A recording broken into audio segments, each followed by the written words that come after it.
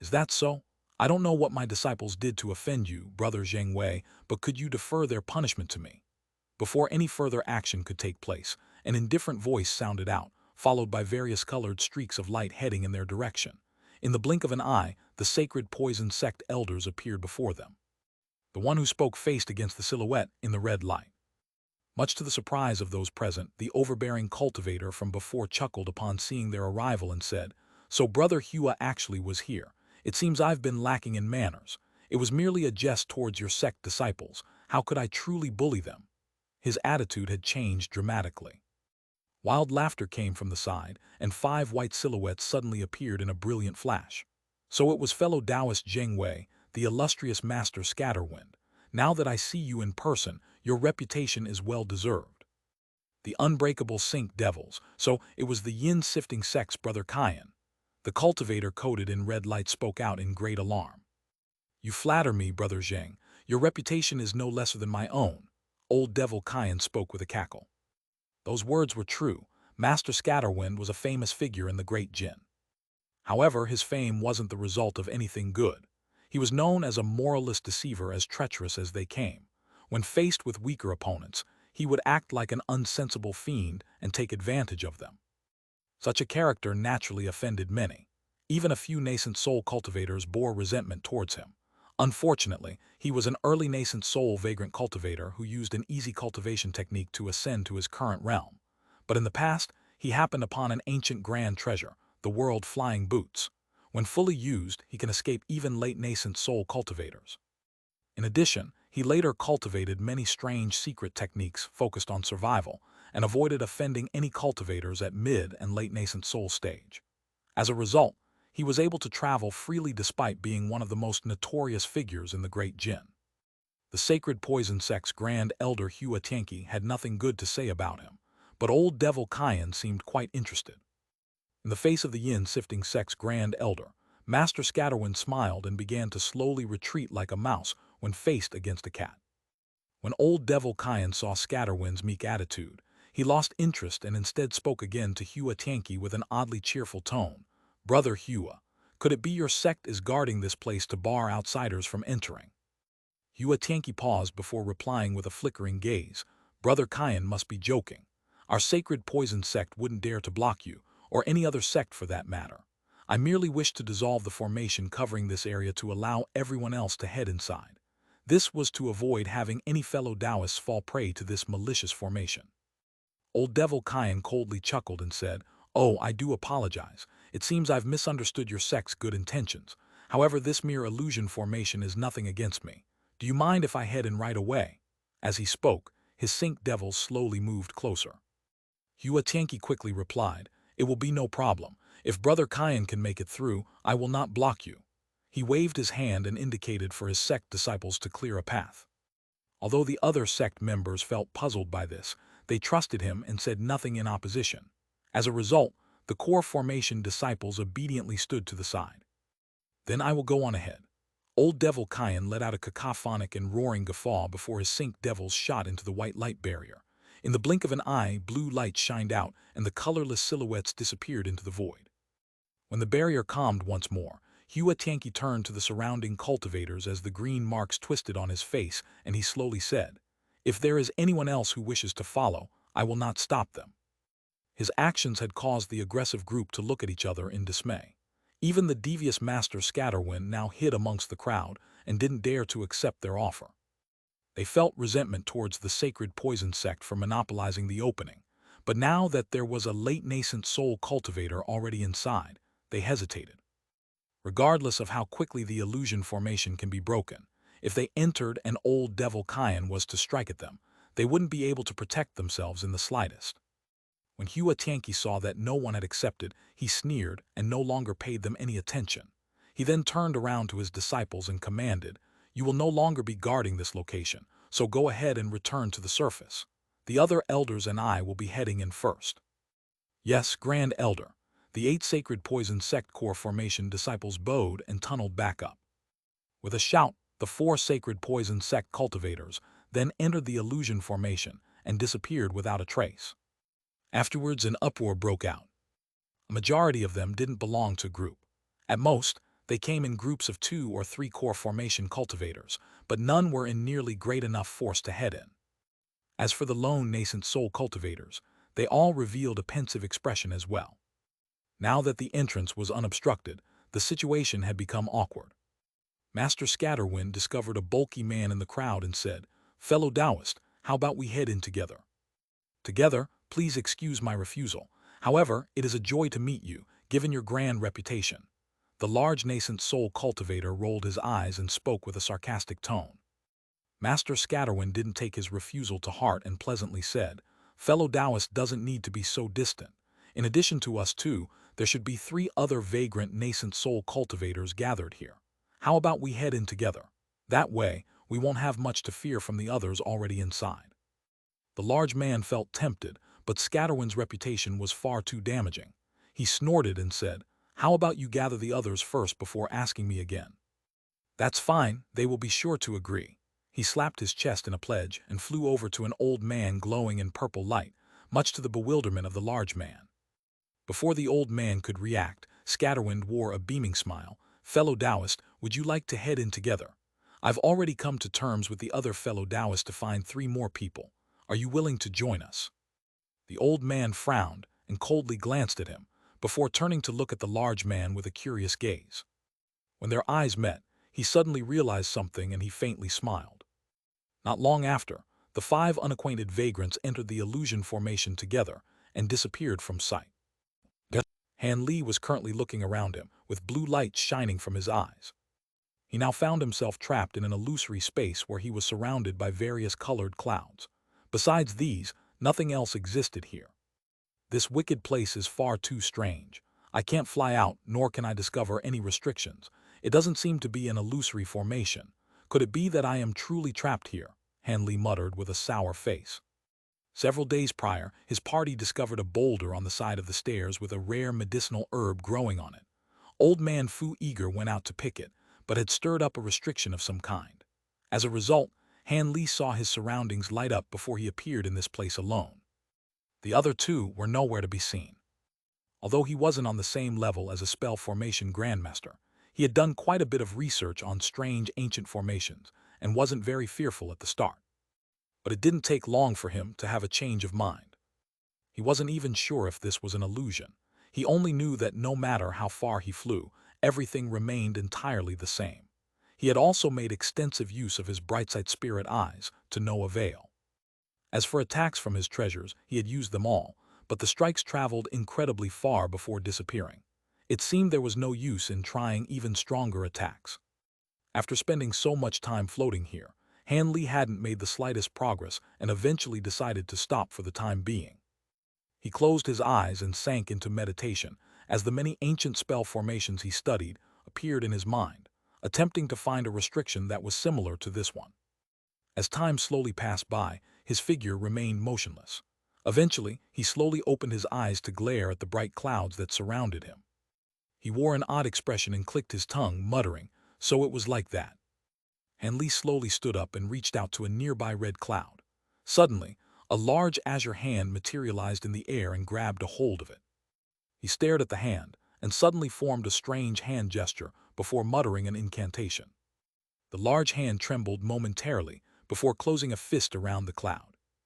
Azure light brightly shined from the hand, and it soon took the shape of a ball. He then spat out a thread of blue nascent flame and had it wrap around the ball before quickly submerging it in an inferno. Han Li then ceased casting spell seal and expressionlessly looked at the ball of light in silence. After an unknown amount of time, the corner of his mouth twitched and he shook his sleeve towards the blaze and swept it away, revealing a faint red pearl. So I was right. Such brilliant transformation concealment methods can only be accomplished by ancient cultivators. Even then, there could only be a few cultivators that knew how to do this even during ancient times. It is fortunate that Xin Ryan mentioned a similar restriction in the Jade slip she gave me long ago, or I would truly be at a loss. It seems I'll have to continue reinforcing my spirit eyes in the future. If I continue to use the brightside spirit water for another 100 years, I should be able to see through even top-grade illusion transformations. Han Li sighed, feeling somewhat gloomy that he wasn't able to see through it. One Xin Ryan was a female chi condensation cultivator that was introduced in Chapter 277. She was a spell formation master who later gave Han Li the accumulation of her knowledge in exchange for the vengeance of her deceased husband. He no longer paid any attention to the red pearl floating in the air and looked around him before a blue cloud caught his eye. Then, he reached out for it and began to envelop it in nascent flames. This time, the cloud disappeared in the blink of an eye. Han Li didn't appear surprised and simply reached out for another one. After 2 more failures, he eventually came into possession of a blue pearl. Half a day later, he acquired a yellow, azure, and gold pearl. He solemnly raised his hand to these pearls and had them fly high into the air. He then pulled his hands at them and had them slowly revolve, gradually accelerating them until it formed a ring of rainbow light. Han Li raised his brow at the sight and softly shouted, "Go!" He stopped his fingers and the rainbow ring scattered, flying off in various directions at a profound trajectory. In the blink of an eye, they flew to seemingly unrelated points and revolved in place, pulsing in size as they underwent a strange alteration. He was forced to narrow his eyes from the blinding eruptions, as the balls now were more akin to 5 blazing suns. They converged together and the world began to blur around him. Soon, lights surged and Han Li found himself back at the stone steps next to the huge boulder. "Fellow Taoist Han, Brother Han!" Bai Yai and Old Man Fu shouted out in alarm when they saw him. The two stood 10 meters away, and the distress on their faces quickly turned to delight. "So you two were also trapped?" Han Li asked. "It must have been Brother Han who broke through that bizarre restriction. I've never seen such a fearsome spell formation before.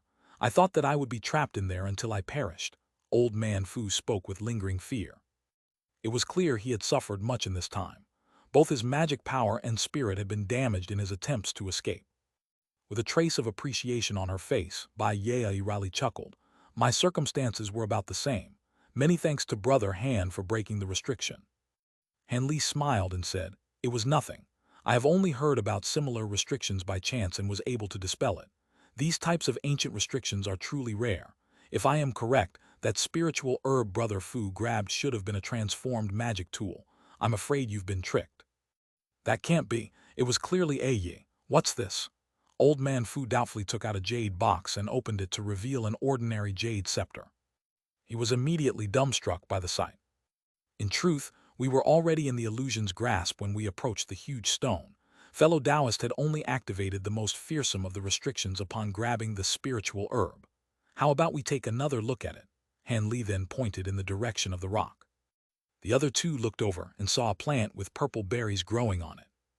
"Those ancient cultivators are truly devious to put such a trap here. What were they thinking?" the old man flusteredly said. Bai Yai curled her lips in amazement. "There's no need to be so amazed," Han Li indifferently spoke. "This ancient restriction needed to be activated by those who entered it. It is only natural for its appearance to change. However, it was only dissolved and not completely destroyed. We only have a limited amount of time. This mountain is unlike its reputation as the immortal spirit mountain. It's more like a dragon's lair." Old Man Fu appeared resentful at having been tricked. Han Li's eyes flickered and he said with a deep voice, "Let us be more careful. This place isn't just an old ruin. I only managed to dispel that restriction out of luck. I'm not certain I'll be able to next time, so let's avoid stirring up any calamity." Old Man Fu let out an embarrassed laugh. "I'll be sure not to act so rashly in the future." Bai Yai pensively nodded. "Since fellow Taoists understand, let's head on our way. The noise ahead has already come to a stop. Over the past few days, they might have already arrived at the top." Han Li looked at the top of the mountain and set off up the stairs.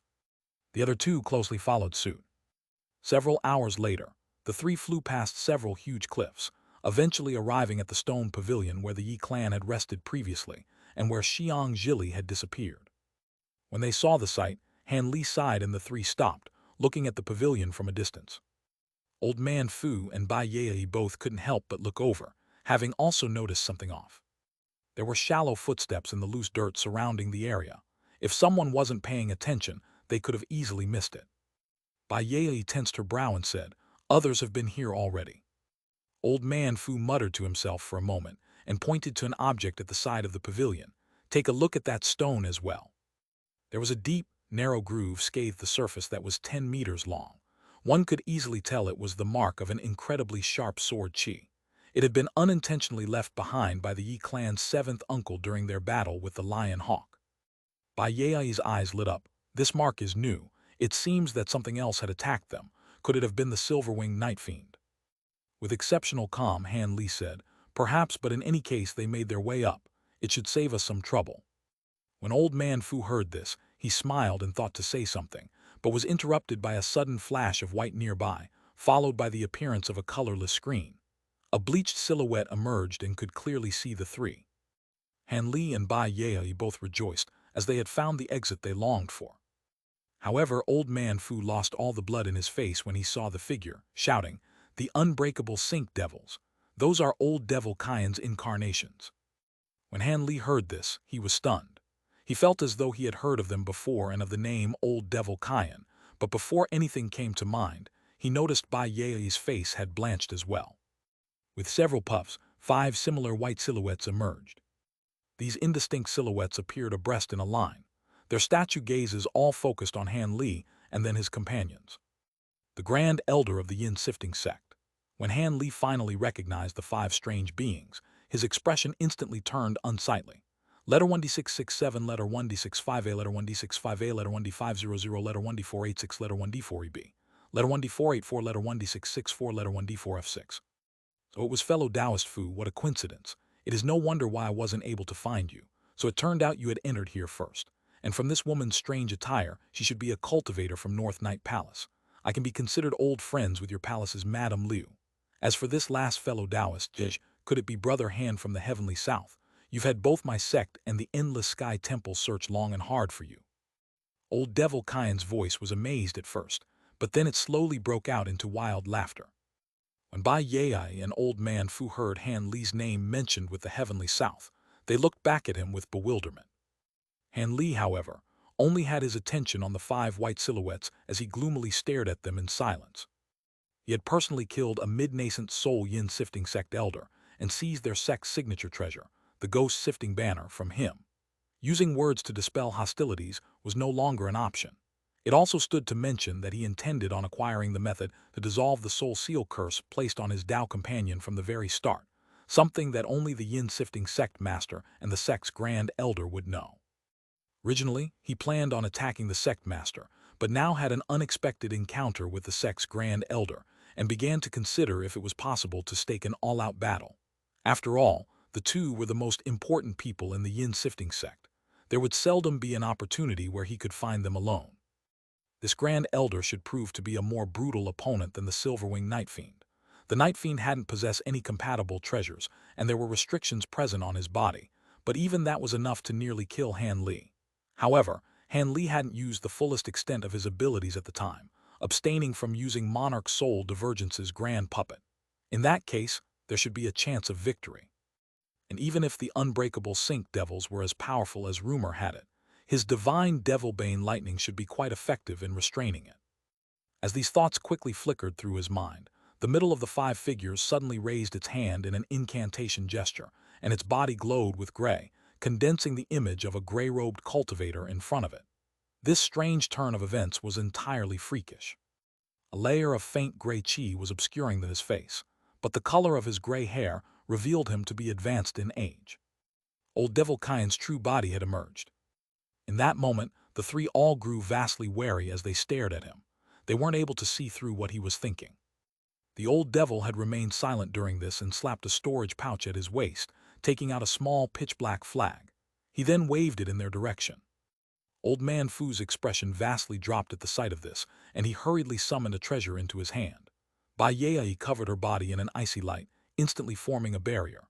As for Han Li, he simply observed Old Devil Kaien's actions with a raised brow. His expression turned ever more gloomy as time went on. How odd, strange indeed. The flag blinked with black light and showed no other unusual signs. This caused him to speak with a surprised tone. "Brother Kaien, why have you taken out your ghost-sifting banner? Could it be you wish to start a war between our sects?" Although Old Man Fu was quite fearful towards the old devil, his party consisted of 3 mid-nascent soul cultivators with one in particular possessing profound abilities. Together, they didn't have much to fear. Old Devil Kaien looked at the 3 and calmly stated, "I have no interest in starting a war. However, that Brother Han and I have some unsettled business to attend to. As you two have nothing to do with it, I will not stop you if you wish to depart." "It seems we have the same idea," Han Li said with a calm smile. "I've long heard of the impressive reputation of your unbreakable sink devils. I wish to personally test them." When the two heard this, they exchanged a glance of dismay. Old Devil Kyan was also somewhat surprised, and began to inspect Han Li. Old Man Fu tensely frowned. "This, Brother Kyan, although I know there are grievances between your sect and fellow Taoist Han, it is inappropriate to settle matters here. Doesn't Brother Kyan wish to take a deeper look at this mountain first?" He hadn't said this with any real intention to protect Han Li. Kunwu Mountain was an extremely dangerous place, and Old Devil Kyan was a significant member of their Devil Dao alliance. He didn't wish for him to suffer any mishap. Also, it wasn't as if he was about to suddenly leave Han Li alone, as they were still involved together. "Well, of course I will be taking a look at this mountain. However, my sect has been looking for fellow Taoist Han for a long while. We will be settling the matter first. It cannot wait. Does Brother Fu wish to involve himself?" Old Devil Kyan then let out a cold chuckle. Bai Yai's bright eyes wandered for a moment, and she resolutely said, "Outside of this mountain, I have no involvement in your dispute, but we intend on exploring this mountain while we're still here. I'm afraid I cannot follow your suggestion." She feared losing Han Li, a powerful ally, which would cause this whole journey to become far more dangerous. Most importantly, she had personally witnessed Han Li's fearsome abilities and believed that he didn't fear this old devil at all. Else, she likely wouldn't have been able to say that. Seeing that the two wouldn't give in, a cold glint flashed from the gray-robed cultivator's eyes. When he looked at them, it felt as if his very gaze could freeze the air in their lungs. Old Man Fu and Bai Yai felt their heart drop, but betrayed none of this on their face. "Fine, it seems this is a matter that can be let go. However, my sect has a treasure that has fallen into his hands. I will leave him be if he gives me it, or I will take you three on, even at the cost of great strength." With that said, Old Devil Kyan withdrew his icy gaze. Han Li laughed and openly said, "Oh, you mean that ghost-sifting banner?" With a deep voice, Old Devil Kyan said, "That's the one. When our sect's fourth elder perished in battle, the flag fell into your hands. Hand it over and I'll leave you be, for now." After a moment of silence, Han Li glanced at the sky and sneered, "Your tone is quite arrogant. I can return the ghost-sifting banner to you, but I have one condition. Would you be willing to hear me out? You killed our sect's fourth elder and took from him a legacy treasure of my sect.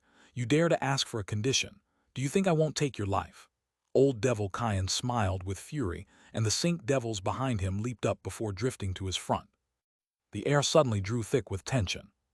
Old Man Fu was greatly shocked by this turn of events, and a trace of amazement betrayed his face. As fellow members of the Devil Dao Alliance, the Nine Serenities sect knew a bit about the disappearance of the Yin Sifting sect's fourth elder.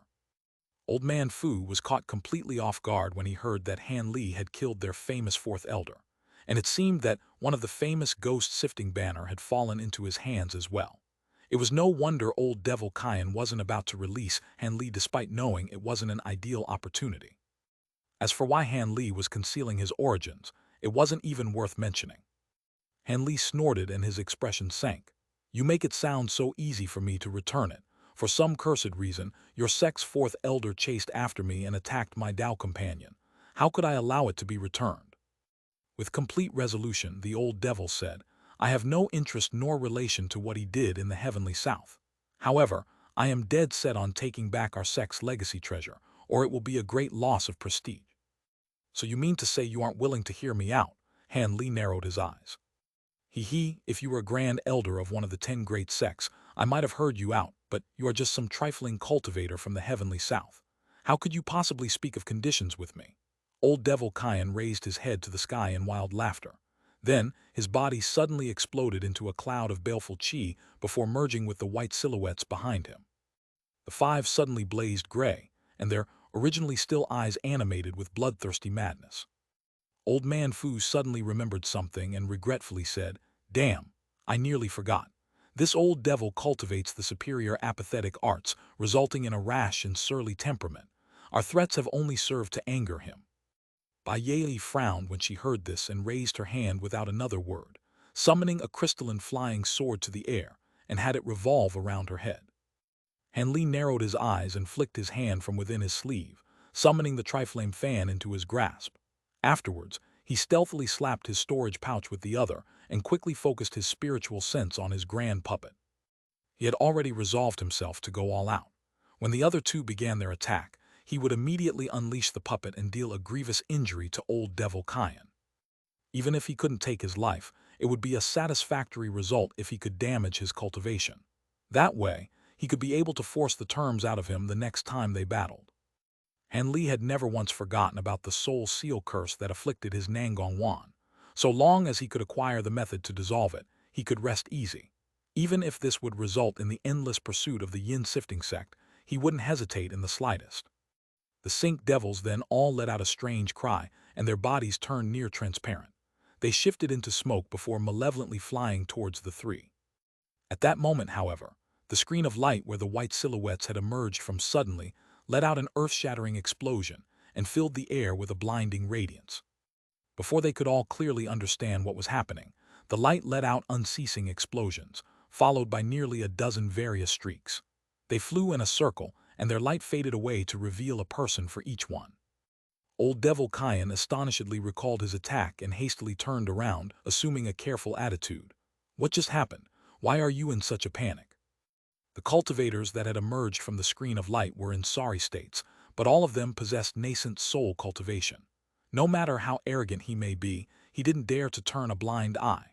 More importantly, the explosions had given him a faint feeling of foreboding. The newly arrived were the 4 elders of the sacred poison sect and the group of 5 vagrant cultivators, which included the dubious Master Scatterwind. One among them said, "Brother Cayenne is astonishingly capable. He had arrived a step faster than us. Yi, is that the 9 Serenities Sect's fellow Taoist Fu? Who are those other 2? So it was Brother Hua. Your arrival is quite timely." With a trace of lingering worry, Old Man Fu then quickly asked, "Could enlighten us on what was behind that recent explosion?" A large man amongst the vagrants snorted and said, "That is what we should be asking. Since you arrived earlier, you must have been the ones who placed down the illusion formation outside. It had erupted after we passed through, sealing the opening." When they heard this, their expressions faintly changed, staring at Han Li, Bai Yi and Old Man Fu with unfriendly bearings. "You misunderstand. When we arrived, there were already others present. We had nothing to do with the illusion formation you speak of." Old Man Fu's face sank and he bluntly asked, "Could it be you plan on taking out your grievances on us?" During such complicated situations, one couldn't reveal weakness or risk being assailed by all sides. "There are others here." This time, even Old Devil Cayenne was surprised. Old Man Fu snorted and explained, "We were taken here unintentionally through an ancient spell formation.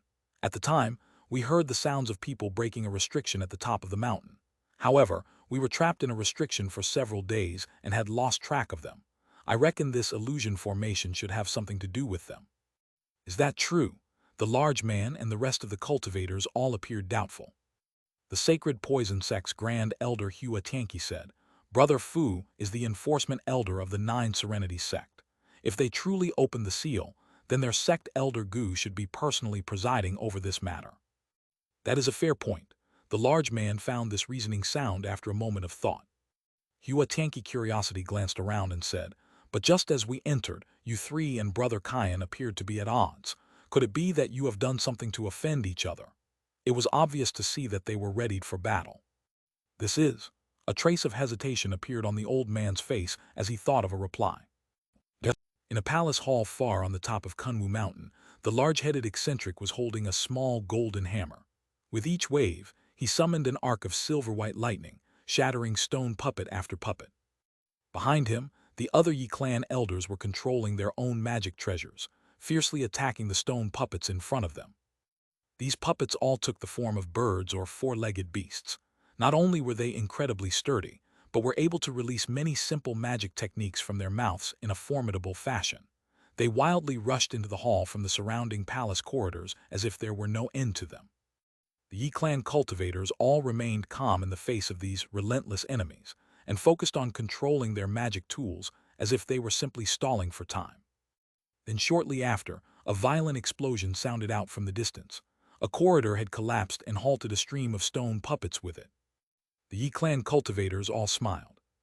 Not long after, 3 other corridors had collapsed with explosions one after another, completely cutting off all streams of puppets.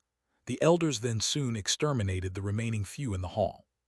One of them mused, "What in the world are these? They are quite different from the mechanisms of the current age."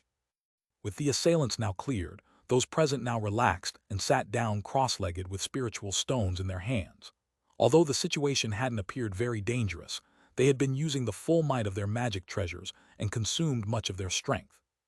A streak of white light flew out from the last destroyed corridor and quickly arrived before them to reveal a white-robed Confucian scholar.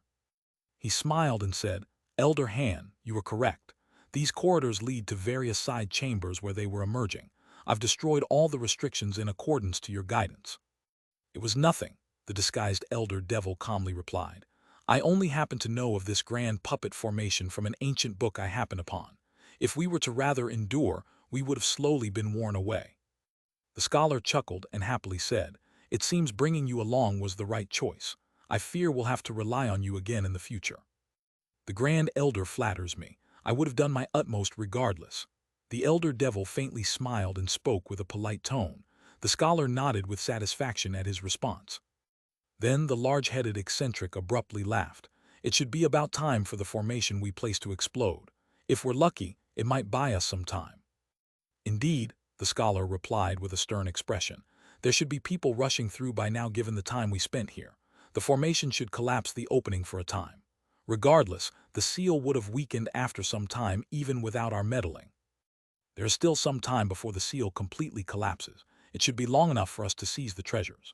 The eccentric then turned to the scholar and asked, "But where exactly are we on the mountain? Surely we can't be too far away from the main buildings."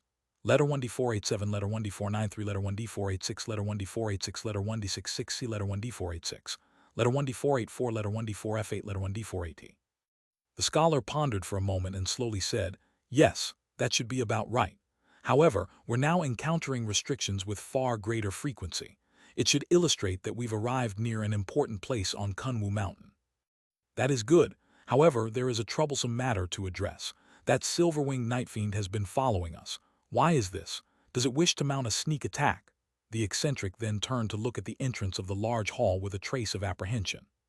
The others unconsciously followed his gaze, but found nothing there. Nevertheless, they knew that it was most likely hiding and was observing them from a distance, much to their distress.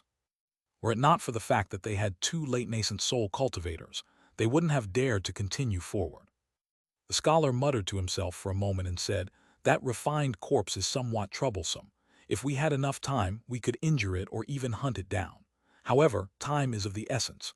Currently, it is only observing us, and we would risk enraging it if we take action. Perhaps it will later trap itself in a restriction." When the others heard this, they found the words to be reasonable and agreed.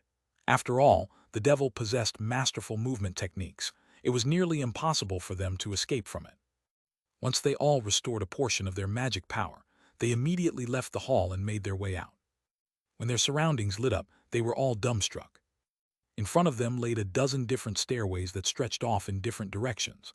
However, each path was clouded by a white fog, so no one couldn't tell where they led. This was much to their shock. One of the older cultivators sighed and turned to the scholar with a wry smile. "How will we deal with this? Even if we had one person search each area, we can't cover everything." The scholar quickly calmed the old man. "There is no need to be nervous. This clearly shows that we've arrived at the heart of Kunwu Mountain. Splitting our numbers individually is out of the question as we can't protect ourselves alone. How about we head over to there and take a look first?" He pointed to a platform made of white jade where all the steps joined. It was a couple of kilometers away, but it was clearly massive. The others raised no objections and followed after, taking off to the air. But not far into their journey, they all fell to the ground. "There is a restriction preventing flight. Why would it be placed here?" the eccentric shouted. Fortunately, they hadn't flown high and thus didn't suffer any injuries. Rather, they were happy to discover this restriction. This was a sign that they had entered a very important place in the Kunwu Mountains. When Hua Tianqi heard Old Man Fu give him a general explanation, he felt quite astonished, saying, "So it turned out that fellow Taoist Han is from the heavenly south. We see very few of your people here. But regardless of what has happened, since you killed the Yin-sifting sect elder and acquired his ghost-sifting banner, this is not a matter that can be so easily resolved."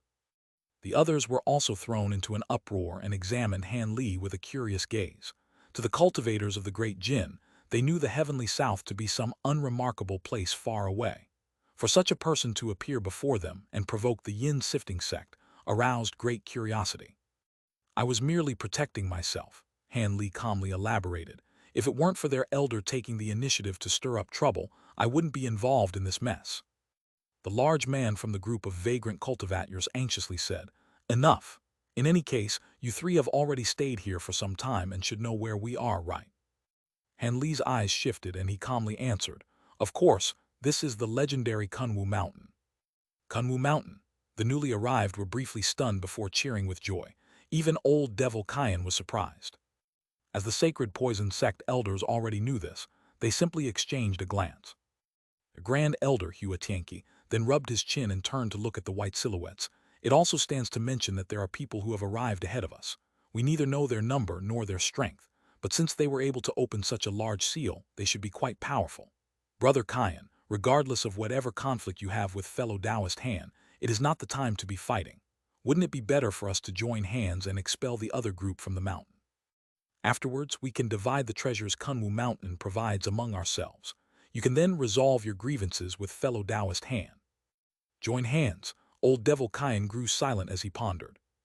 As for Master Scatterwind and his 4 companions, their hearts stirred, and they began to speak amongst themselves through voice transmission. Under the circumstances, Old Man Fu and Bai Yai sighed. Although they were confident that they could contend against Old Devil Kyan together, they found themselves in an incredibly awkward situation where their hands were tied. Han Li unconsciously frowned and inwardly sighed. It seemed he would have to find another opportunity to gain the method to dissolving the soul seal curse. With that thought, he took a look at where the cultivators had emerged and asked, "Fellow Taoist Hua, what is the damage to the opening of the seal after that explosion? Can we still leave?" Xianxia sighed and said, "How about you take a look for yourself? It might be different later on, but the passageway is definitely blocked for the near future." Han Li pursed his lips and, after some hesitation, flew directly over to the light screen and disappeared into it. Bai Yai and Old Man Fu quickly turned their attention over to it. A short moment later, he emerged from the screen of light with a sullen expression. He looked over to his 2 companions and shook his head. "It's true, the passageway is blocked, but it will restore itself eventually. For now, let's explore deeper up the mountain." The following events were simple. Despite the old Devil Kyan's great arrogance, he knew that it was the wrong place to settle matters. This was a prime opportunity to acquire grand treasures, and he didn't wish to return empty-handed. As such, he was forced to let go of Han Li for the time being. As for the temporary alliance, they all considered it for a moment before all agreeing to it. With everyone on board, Xianxia shouted, "Together, we'll be able to match whoever is ahead of us, even if they are cultivators from the 10 great sects. Let us set off before the other party can acquire the treasures first." Then, he led the way up the stone steps. Old Devil Kyan coldly snorted, and his 5 devils joined together before following after them. Han Li and company silently flew up the stairs as well.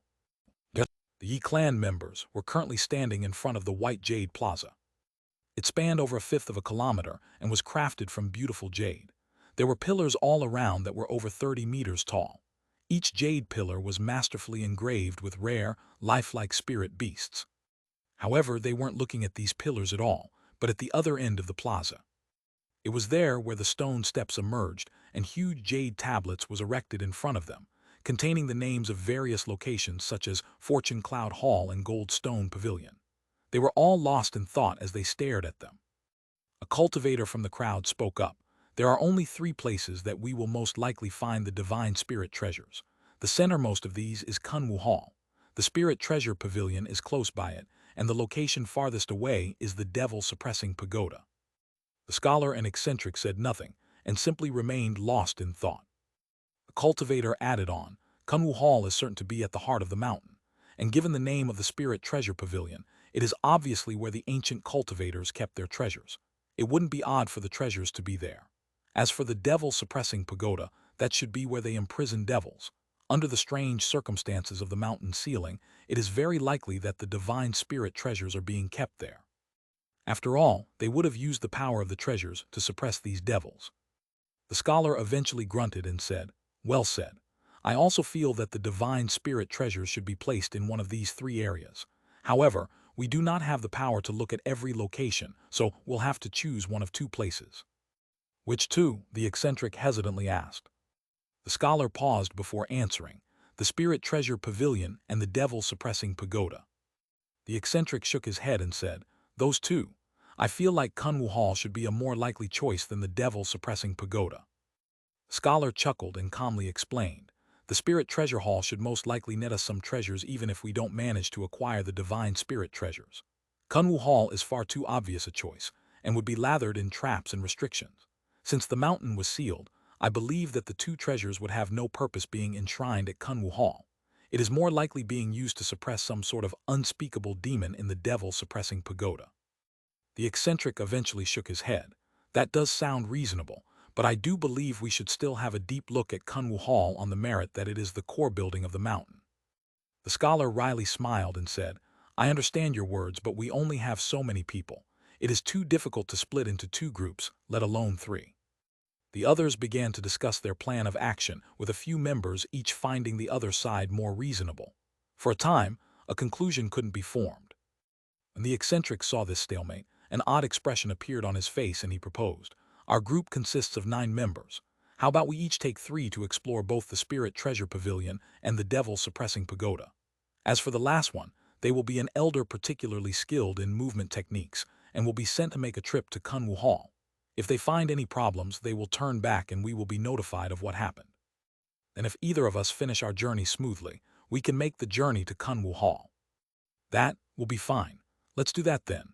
However, since this elder will be alone, they will be a target of the Lion Hawk and the Silver-Winged Night Fiend. We'll have to give them the overflowing sky bracelet," the scholar said. "With that treasure, they should be able to protect themselves from any danger they could encounter." The eccentric nodded and raised no objections. They then promptly split their numbers and each headed in different ways. The disguised elder devil followed after the eccentric, and the square-faced middle-aged man was chosen to explore Kunwu Hall. It came as no surprise as the square-faced cultivator had the third highest cultivation in the group. After a brief moment of hesitation, the scholar agreed and offered the bone-white bracelet to him. He warned, "Every activation of the overflowing sky bracelet requires the use of your blood essence. Do not use it lightly." "Don't worry, I am well aware." The square-faced cultivator accepted the bracelet with a solemn expression. The eccentric spoke, "It is said that the devil-suppressing pagoda is specialized in restraining vicious ghosts, demons, devils, and other such existences. I don't know if there are any that are still there, but I will still be heading over there." The scholar chuckled and agreed in passing. "It seems we had the same idea. I was originally quite interested in the devil-suppressing pagoda, but since Seventh Uncle said it first, I won't raise any objections. I'll bring these 3 to the Spirit Treasure Pavilion." The large-headed eccentric promptly led his group of 3, including the disguised elder devil, towards the steps of the devil-suppressing pagoda. The square-faced middle-aged cultivator saluted the scholar before equipping the overflowing sky bracelet. Then, with a blur, he rushed up the centermost steps towards Kunwu Hall. The scholar didn't immediately depart. Instead, he waited until both the eccentric and the square-faced cultivator faded away into the white mist, then turned to an old man at his side. "Esteemed nephew Feng, do we still have any formation tools left over?" The old man respectfully replied, "As per your orders, I've placed down a spell formation at every restriction we've broken. The only one left is the 7-star Myrtle formation that we purchased for tens of thousands of spirit stones." The scholar commanded, "Place it here, and release the 2 vampiric bats and the swarm of tiger wasps into it." "Yes." The old man slapped his storage pouch and took out a set of purple formation flags before walking to the side of the plaza. The scholar then turned to look at the mountain down below.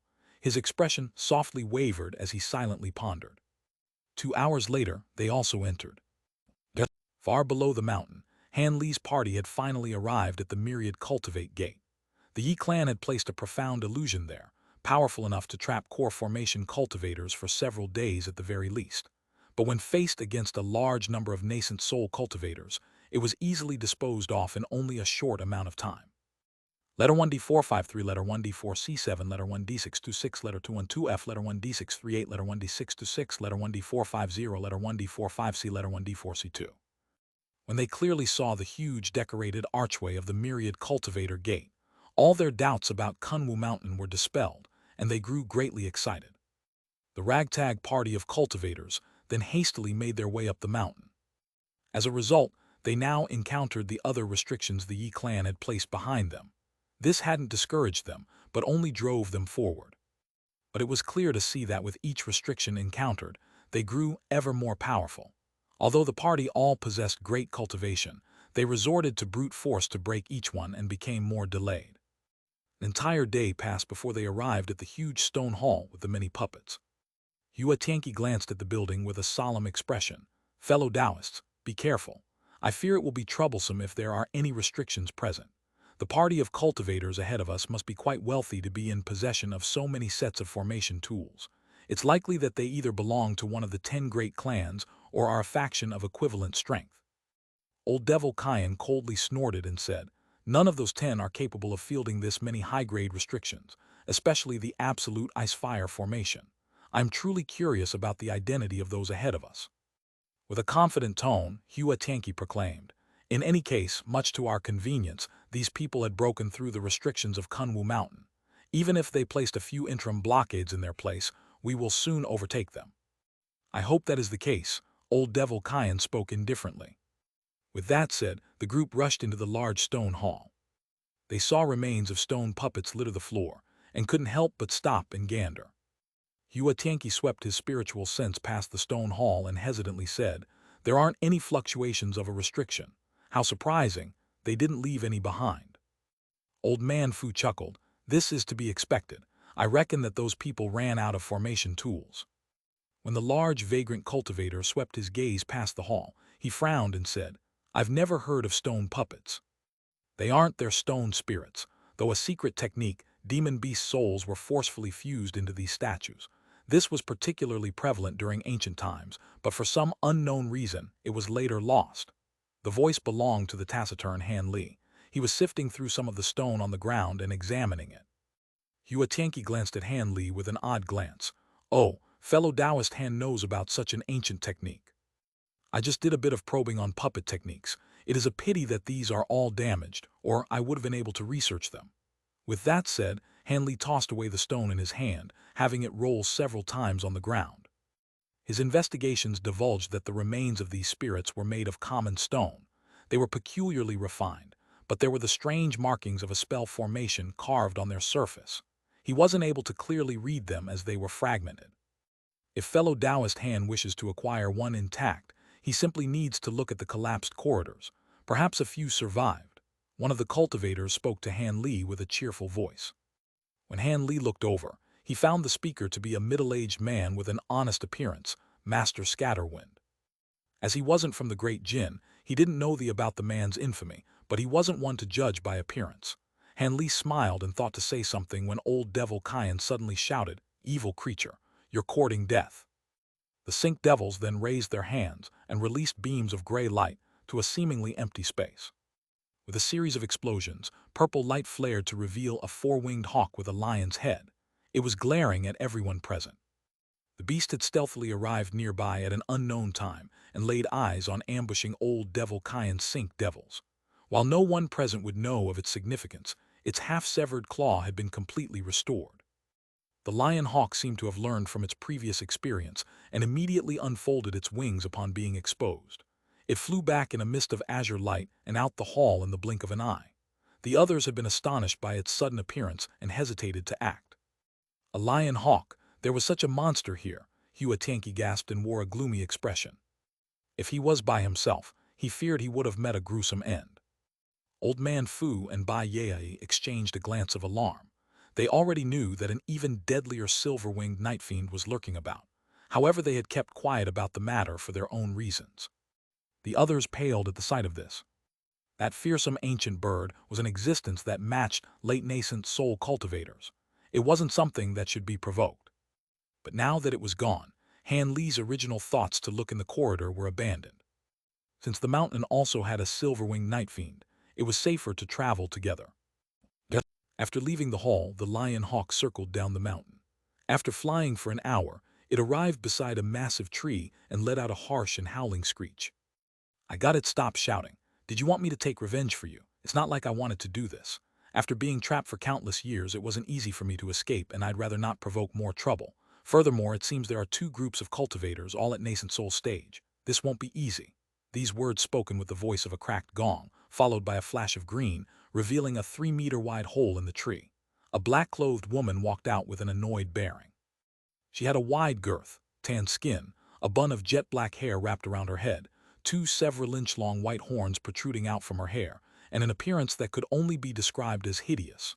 Red light gleamed from her eyes as if filled with anger at the bird's screeching. The woman put her hand on his hips and gritted her teeth. Easier said than done. You were too careless and had half your talon cut off. Why should I take revenge? And didn't the descendants of the 3 masters here trap us here to guard this mountain on their behalf? I don't want to follow their wishes. A man's voice then sounded out. But if we don't kill them, they will enter Kunwu Hall and take out the 4 spirit medallions there. I fear we may fall under their control.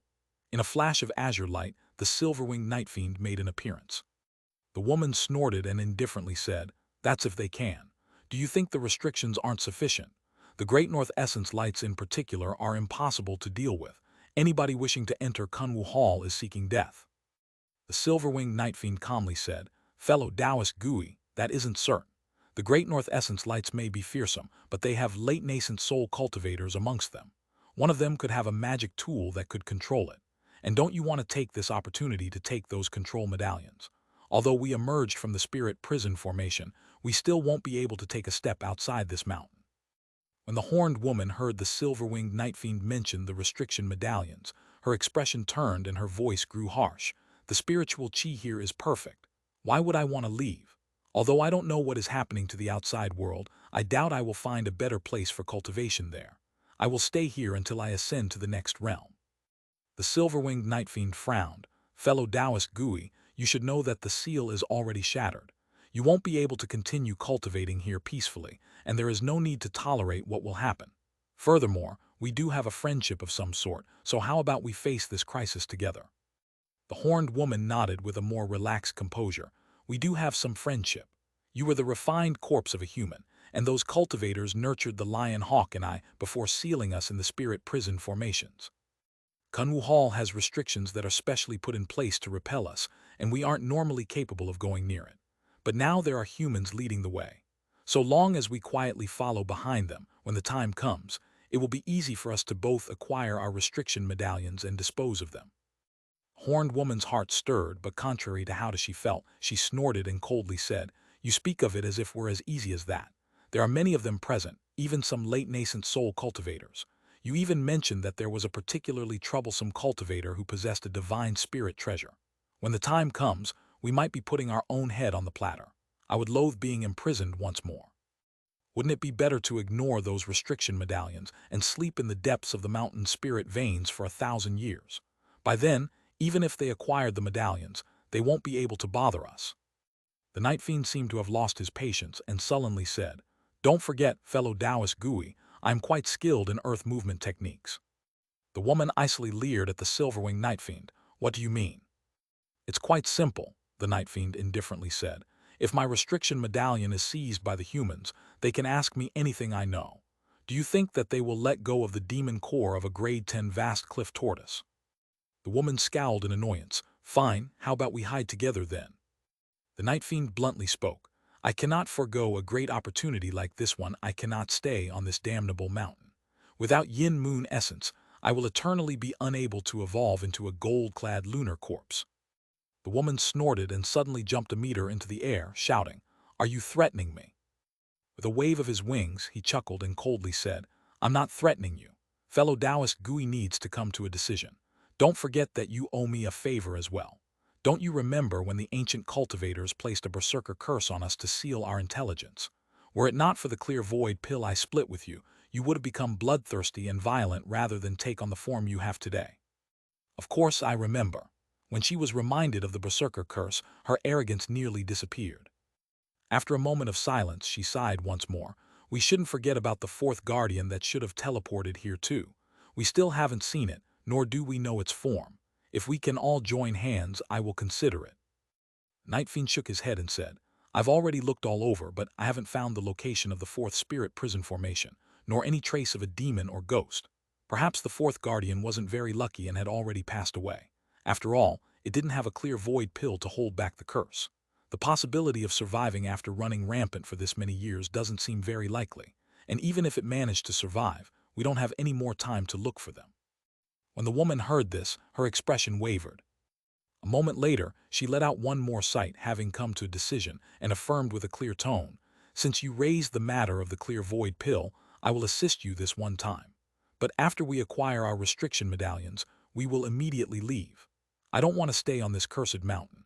I want to find an uninhabited place where I can peacefully cultivate." "That will do. So long as we have freedom, we can cultivate anywhere in this world." The Night Fiend smiled. As the vast cliff tortoise was a fraction stronger than he, she would prove to be of great assistance.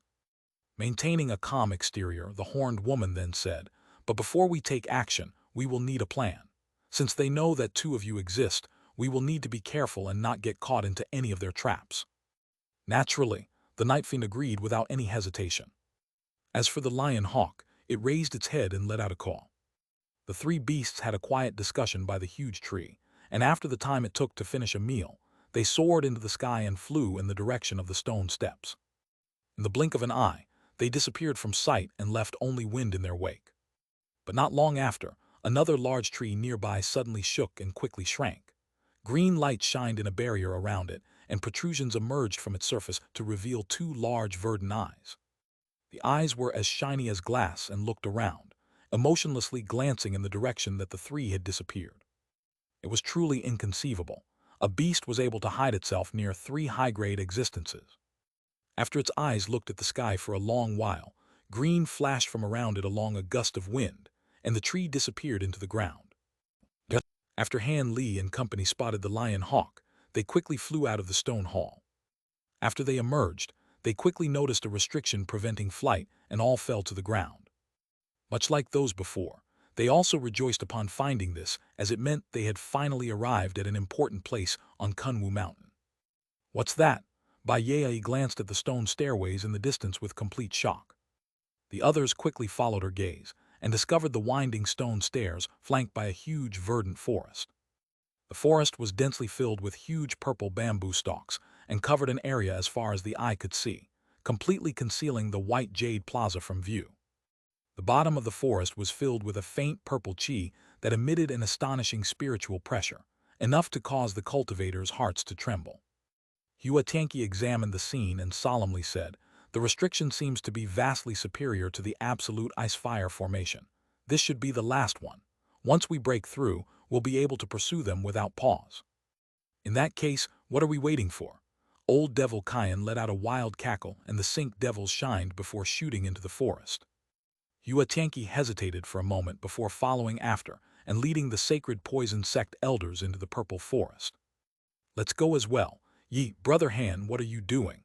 Just as he was about to set off, he saw Han Li wear an unsightly expression and paused in alarm. With a deep breath, his face returned to normal. "It's nothing. Let's go." Then with a blur, he leaped 10 meters into the air without another thought. The old man stroked his chin. Although he felt somewhat doubtful, he that knew now wasn't the time and quickly followed after him. Unbeknownst to old man Fu, the bamboo cloudswarm swords within his body had all trembled, signifying that the elder devil was present on this mountain. He wasn't able to stop himself from grimacing afterwards. Could it be that the elder devil is with the parties of cultivators ahead of us? How did that he onto this mountain? And what sinister designs does that devil have in coming here? Letter 1D627, letter 1D4C7, letter 21-2F, letter 212F, letter 1D464, letter 212F, letter 1D623, letter 1D450, letter 1D630, letter 1D45A. As a string of thoughts rapidly flooded Han Li's mind, he was thrown into turmoil. With the Triflame fan and the late nascent soul stage puppet, he wasn't particularly fearful of the elder devil, but it was truly too strange of a coincidence for it to make an appearance here. His encounters with the elder devil were still fresh in his mind, and he felt a deep sense of foreboding. At that moment, old Devil Kyan arrived in front of the forest and released streams of gray glacial from the Sink Devil's hands. In response, the bamboo forest let out a series of hums, and 7 pillars of purple light shot out from various areas into the sky. The purple chi within seemed to have come to life, and resisted the gray glacial chi in a wave as if they were two beasts trying to rend each other apart.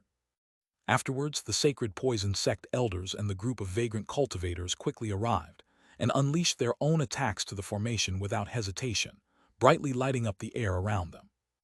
As for Han Li, he silently spat out several flying swords and joined in the assault as he wondered on other matters. Deep underground in Nanjiao, there were several hundreds of cultivators gathered around the opening of the seal to Kunwu Mountain. Because of the illusion formation's explosion, the 10-meter opening was rendered unstable. Silver light continuously flowed from it as if waves were wandering across everything around it. There were many vagrants and those from minor sects that were watching what was happening from a distance, but more importantly were several groups that had gathered near the opening in a deadlock. Among them were a party of women who had youthful and beautiful appearances. Their emerald green robes and adornments revealed them to be natives to Nanjiao.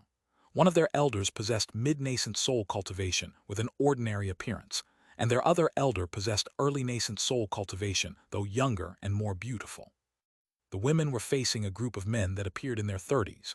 Strangely enough, a portion of them wore black robes and the other white ones. Leading them were a group of 5 nascent soul cultivators. Ji Tianhao and the endless sky saintess Lin Yinping were among them, but the most notable of all was an elegant youth that stood at the saintess' side. From his spiritual chi fluctuations, he was clearly a late nascent soul cultivator. He was the endless sky plains, grand immortal Su. As for the last group, they were the smallest, consisting of 3 azure-robed cultivators, headed by an old white-haired Taoist with an otherworldly bearing. He was a late nascent soul cultivator known as Master Sable. Master Sable looked at the green-robed mid-nascent soul woman with a stern expression and said, "Lady Mu, there is no need for your esteemed sect to join the fray. I don't hold you in contempt. Rather, I fear your immortal form sect would be greatly damaged if anything were to happen during this dangerous trip. Due to our past friendship, I am doing my best to dissuade you." It was clear from his tone that he was rather affectionate of the woman. Lady Mu indifferently replied, "Master Sable, even if the High Zenith sect is the top sect of the righteous Tao, you can't be this overbearing. The seal is clearly within the range of my sect's authority. How can you prevent me from entering? My sect cares not for the danger either." The group of women belonged to the largest sect nearest to the seal, the Immortal Form Sect. Their fame was even greater than that of the sacred poison sects. A majority of its disciples were women, but most of its fame came from the resounding, sinister power of its unblockable curses. It is said that they were capable of killing someone thousands of kilometers away. There would often be news of the death of someone who offended their sect, no matter how far they fled. This inspired fear in the cultivation world, and none dared to rashly offend them. One of their famous figures was Lady Mu, who was said to have killed 3 similarly ranked cultivators in a single day, all at different locations. From actions of the past, she also had a mutual grudge of sorts against Master Sable. Even so, Master Sable had no choice but to act with the utmost politeness despite being amongst the most powerful figures in the Great Jin. Letter 1D4BB, letter 1D4C7, letter 1D452, letter 1D626, letter 1D638, letter 1D452, letter 1D4B8, letter 2134, letter 1D628. After this was said, Ji Tianhao then interjected, "Fellow Taoist Sable, I won't mention the circumstances of others, but our yin sifting sect will be heading in." Ji Tianhao accompanied the cultivators from the endless sky plains and had the company of 2 elders from his own sects. When he found out about the matter of the seal, he had hurried over. Now that he understood that the strength of his own party rivaled that of the High Zenith sects, he wasn't about to easily back down. Master Sable wasn't angered by their words, and instead turned to look at the silver light emitting from the seal's opening. He then nonchalantly said, "If fellow Taoist Ji wishes to head in, I will not block you. In truth, I had acquired secret information that the opening of this seal was man-made.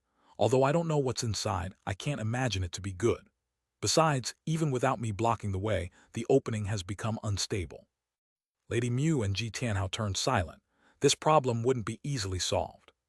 The violent fluctuations of energy at the opening would make it extremely dangerous to enter. Lady Mu swept away a strand of hair from her forehead and slowly said, "Our immortal form sect had acquired a sun-moon shuttle recently. It can be considered a rare treasure that can be used in both attack and defense. My junior martial sister and I are willing to join hands and make an attempt." Master Sable spoke with surprise. "You actually acquired the sun-moon shuttle. It's one of the 3 great shuttle treasures." "It was only something we acquired in passing. Lady Mew said with indifference. I was thinking of having it become a legacy treasure of our sect. Master Sable nodded and said, in that case I won't say anything further. You are free to do as you wish. As for me, I will wait another 2 days before entering. 2 days? Didn't you say you weren't going to enter? Ji Tianhao asked with a trace of doubt. Master Sable twirled his beard and said, I said no such thing. In 2 days' time, the Heavenly Devil Sect's brother Seven Wonders will come. With his spirit tortoise carriage, we won't have trouble entering the seal. Taoist Seven Wonders is on his way, Ji Tianhao spoke with alarm. Master Sable leisurely said, correct. I've received a secret report that this matter involves both the righteous and devilish Tao. Fellow Taoist Seven Wonders and I have taken charge, and we've investigated separate matters near Nanjiao. I've managed to find clues and have requested Brother Seven Wonders to give me some assistance. If the report is true, I believe it will be far too dangerous for me to tackle this alone. When he heard that Taoist Seven Wonders was coming personally, his expression turned unsightly. After a moment of gloomy silence, his lips stirred as he sent a voice transmission to the Endless Sky Saintess and Grand Immortal Su. Grand Immortal Su's expression remained unchanged, but the Endless Sky Saintess tensely frowned. When Ji Tianhao saw this, he hastily sent a few more messages and Immortal Su eventually nodded. As for the Endless Sky Saintess, she hesitated for a moment before deciding to remain silent. Ji Tianhao's expression relaxed and he decisively said, from fellow Taoist Sable's tone, there seems to be a significant problem with the seal. However, the Grand Elder of my sect has already entered. I cannot stand idle. Although I don't have treasures on the level of the Sun-Moon Shuttle and the Spirit Tortoise Carriage, I will have to make an attempt. Master Sable glanced at the Grand Immortal Su for a moment and chuckled with a calm face.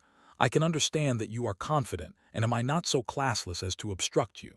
If you have the ability to pass through, then please go ahead. It seemed the old Taoist knew the identity of the Endless Sky cultivators in their party. In that case, I won't refuse. Ji Tianhao chuckled and turned to his side. Fellow Taoist Su, I'll have to trouble you. Since Brother Ji made the request, I'll give it a try.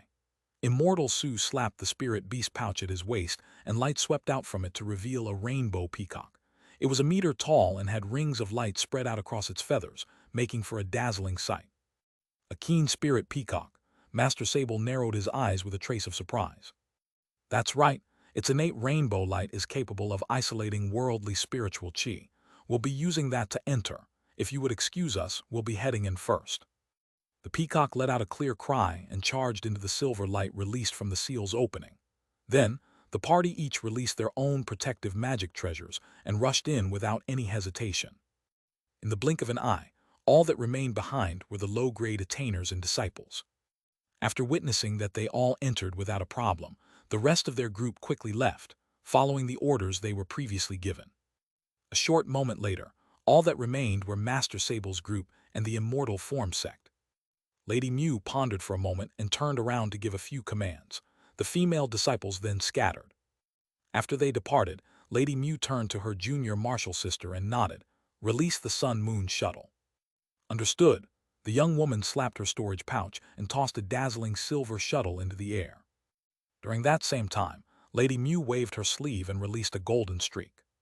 Suddenly, the silver and golden streaks flew out and interweaved through the air before fusing as one, turning into a huge 3-meter-tall gold-silver shuttle that possessed an astonishing aura. Go, she let out a shout, and soon after, the two women streaked forward and disappeared into the huge shuttle.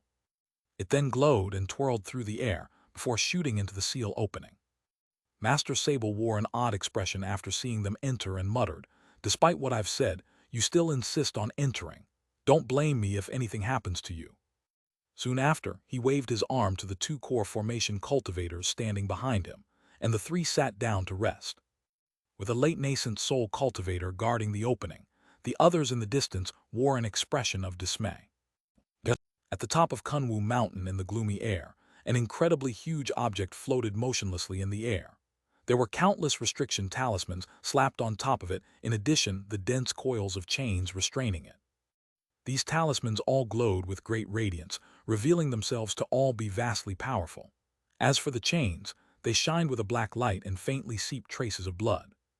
In addition to the talismans and chains, there were over 1,000 palm-sized mirrors surrounding this gigantic object. Each one reflected yellow beams to weave together a strange spell formation enveloping it. All of the surrounding space was filled with endless layers of cascading restrictions, radiating the air with faint light. The object itself had the shape of a small mountain and showed no signs of change. If it weren't for the faint rise and falls of the surface, one would have believed it to be dead. Contrarily, there was a whole other world right next to it. This world was verdant and brimming with plants of all kinds, not to mention the choking spiritual chi. And at the very center, there was a beautiful palace a kilometer wide. From a distance, it appeared to be completely barren. But if one looked at it from above, it would discover the palace was actually at the heart of a huge spell formation. There were 81 30-meter-tall altars erected near the palace, placed in various locations corresponding to the formation. But most astonishing of all was a 10-meter-tall statue, constructed from white jade enshrined at all of the altars. These stone men were wearing golden armor, and their hands were clasping large golden blades facing the palace. Their expressions were all solemn and lifelike. However, the entire area was completely void of sound, as if this scene remained untouched for millennia. The seven-star Myrtle formation had now been fully activated, and explosions sounded out. It was a crucial moment for the formation's collapse. The 7 pillars of purple light reached for the sky from the vast mist surrounding the area. Faint sounds of thunder and arcs of dense lightning would occasionally fly from the pillars and strike at various parts of the restriction. The mist had condensed to the point where it completely blocked sight, and it would occasionally cry out with soul-shaking ghostly wails. Han Li was now enveloped in coils of twisting lightning as he calmly approached a nearby pillar. As this happened, large pythons would condense from the surrounding mist and immediately attack, but the lightning surrounding him easily scattered them. However, he didn't appear happy at this in the slightest, as the pythons continued their relentlessly assault. Silver-white lightning would occasionally arc above his head, but he cared not for its frequency or power. Whenever it was about to strike him, he would simply redirect it to his side with the wave of his hand. Suddenly, 2 nearly inaudible buzzes cleared from behind him. With a frown, he flicked his hand and 2 arcs of golden lightning shot out, followed by a scorched scent. Han Li turned his head and saw 2 fist-sized wasps. Their bodies were burnt black and had fallen to the ground. What was most eye-catching about them were the 3-inch-long stingers that emerged from its tail. Nevertheless, he had already killed 40 of such insects with ease. At that start, he dealt with them using his nimble flying swords, but now he resorted to divine devilbane lightning. But it wasn't as if he had so much that he could squander it, but that the huge wasps were capable of damaging his swords. Although he didn't know how venomous the wasp's sting was, its green blood was extremely corrosive and damaged his sword's spiritual nature upon contact. Since he couldn't use them to kill the wasps, he tried low-grade fireball and icicle techniques to no avail. Fortunately, they had little resistance to lightning and were easily exterminated without consuming much at all. In addition, there were also a few crimson bats that would occasionally attack. They appeared the same as an ordinary bat, but swordlight didn't have much of an effect on them. He was only able to cleave through them with the actual edge of his swords, and even then, their flesh resisted for a moment before, much to Han Li's shock. His bamboo cloudswarm swords were incredibly incisive after being infused with auric essence. The fact that there was even a delay before his sword could cleave through the bats were a testament to their hardiness. But in any case, these wasps and bats were rarely seen spirit beasts in the world and were incredibly hard to train. It was clear it took some effort into nurturing them, but without anyone controlling them, not even half of their potential strength was displayed. It seems the cultivators ahead of them were paying great costs in order to delay them. As these thoughts appeared through his mind, he arrived about 30 meters away from the pillar of purple light and could soon destroy it. But then, a huge purple bamboo at the entrance of the spell formation suddenly made a reappearance around the pillar. They rapidly grew all around him, engulfing him in a dense bamboo forest. The pillar of light that was close by had completely disappeared. Han Li couldn't help but smile at the appearance of the illusion restrictions. So long as he didn't encounter a top-grade illusion like earlier, it wouldn't be enough to stop him. Blue light flashed from his eyes, and the purple bamboo faded away to reveal the pillar of light that was originally there. Then with a wave of his sleeve, 8 flying swords shot out and circled in the air before letting out a clear ring. In a flash of light, a dense sword streak cleaved through the bottom of the pillar. With a huge explosion, the base of it disappeared. At nearly the same time, The purple bamboo forest surrounding him had completely disappeared, exposing over 400 meters of white jade brick floor. Han Li took a glance at it and unconsciously raised his brow. He looked at the rest of the purple mist in the distance, seeing that only 3 pillars still shined. It appeared that 3 others had been one step ahead of him. After a moment of thought, he took out a spirit stone and sat down, showing absolutely no interest in the other pillars. As he recovered his magic power, he took this opportunity to properly collect what he would do when he encountered the Elder Devil. Currently, there were many powerful cultivators gathered here with just as many monsters lurking nearby. Even with the Grand Puppet and Triflame Fan, he could lose his life in a single moment of carelessness. After some thought, Han Li slapped his storage pouch and took out a rectangular brick that glowed with blue light. It was a reduced form of the crystalline slab he found in the stone steel earlier. The item was impeccably concealed. He had examined the steel for a long while and hadn't discovered what laid inside. If it weren't for the armored earth dragon's innate ability to find treasures, he would have completely missed it. The crystal slab's body was strange enough and clearly refined from a single kind of unknown stone. Without spiritual power, it was incredibly heavy, but with it was as light as a feather. But what most attracted his attention was the unknown ancient characters inscribed on the surface. Despite the many records Han Li read in the past, these letters were something he had yet to encounter. Even so, he was able to recognize from the strokes and form that they came from an age even before what was commonly known as ancient times. It was an almost prehistoric treasure. After examining the crystal brick for a while longer, he sighed and put it away. At that moment, there were 2 explosions that came from the distance. 2 more had been destroyed. As for the last one, it faded away on its own without any intervention. After the purple mist completely disappeared, the others came into view. Old Devil Kyan's furious voice then sounded out. "Where are those sacred poison sect elders? They actually dared slip past us." Han Li swept his gaze around and confirmed that they had all disappeared. The large man from the group of vagrants angrily shouted, "Not only them, but that scoundrel Scatterwind disappeared as well. I knew he was planning to con us ever since he urged us to come inside." Bai Yai sighed and pointed forward. "It is no wonder they shook us off. Take a look at our front." The others looked around and discovered the dozen of staircases that all led in differing directions. Old Man Fu frowned and said, "It seems that these cultivators felt they could handle themselves and slipped away, intending to monopolize something."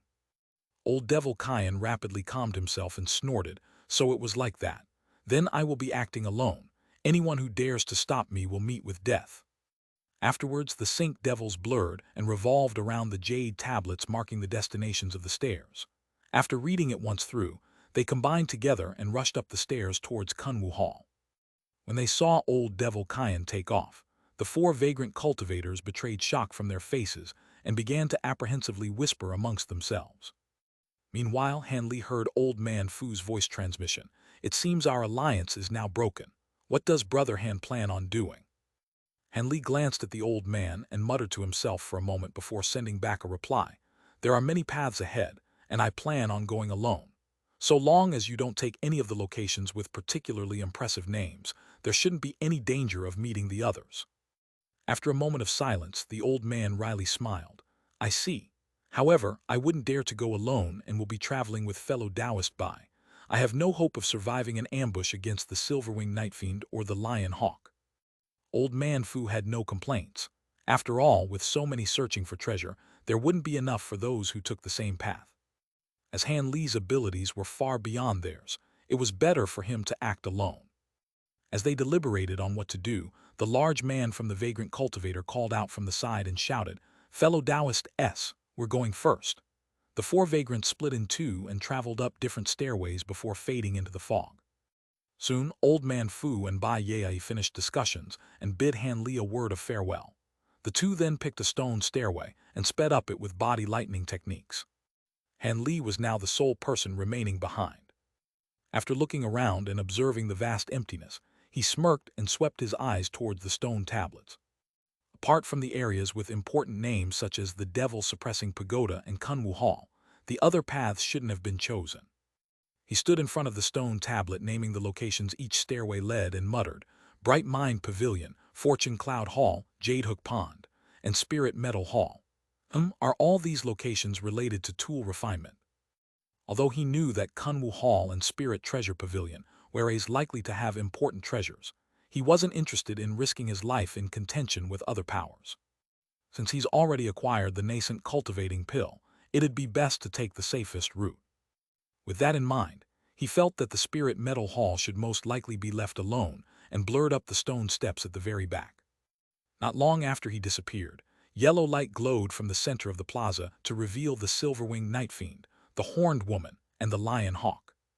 The Night Fiend turned to look at the stairways and slowly said, "We can only use earth movement techniques up to here. We will activate the underground restrictions otherwise." With her arms at her waist, the Horned Woman noted, "The remaining spiritual chi fluctuations here are quite strong. It appears those cultivators had recently destroyed a spell formation." Then the Lion Hawk let out two roars and unfolded its wings, taking to the air and flying around the stone tablets. After a pause, the Night Fiend smiled and said, "So these are the places where the cultivators have went. Brother Lion Hawk has such a keen sense of smell. Good, they split apart. It will be far easier to seize our restriction medallions this way."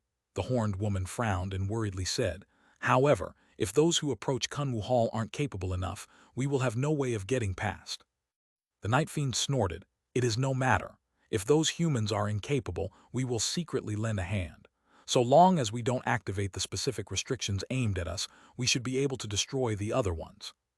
The Horned Woman cried out, "In that case, let's go see which cultivators climbed that stairway. Brother Night Fiend, you possess the greatest concealment techniques among us. Can you help hide us?" "Of course," the Night Fiend promptly replied. With a flap of his wings, silver mist rushed out and wrapped around them. Then, the beasts disappeared in a bright flash. As this all happened, a rainbow peacock appeared from the screen of white light next to the stone pavilion halfway up Kunwu Mountain. Using the tip of his feet, Han Li blurred 10 steps forward with each bound. After turning a few corners on the stairway, the white jade plaza soon disappeared from sight. There were a few huge trees at the side of the steps. Since he hadn't seen such trees before, he looked at them with interest. They had been growing from Kunwu Mountain for countless years. Even ordinary spiritual trees would become high-quality refinement materials, given enough time. However, he wasn't about to slow down for something like that. After walking for a short while, his eyes lit up and he saw a large complex in the distance. Joy rushed his face and he quickened his pace. In the blink of an eye, he arrived at the top before coming to a stop. A screen of white mist blocked his front, and when he looked past it, he found a 20-meter-tall gray wall, concealing mostly everything from view, and had the name Spirit Metal Hall written in argent glory. However, he was able to see a large building crest the top of the wall. Han Li looked to his sides and saw that the screen was actually a barrier that completely enveloped the hall. It appeared the ancient cultivators had activated all of the mountain's restrictions before they sealed it.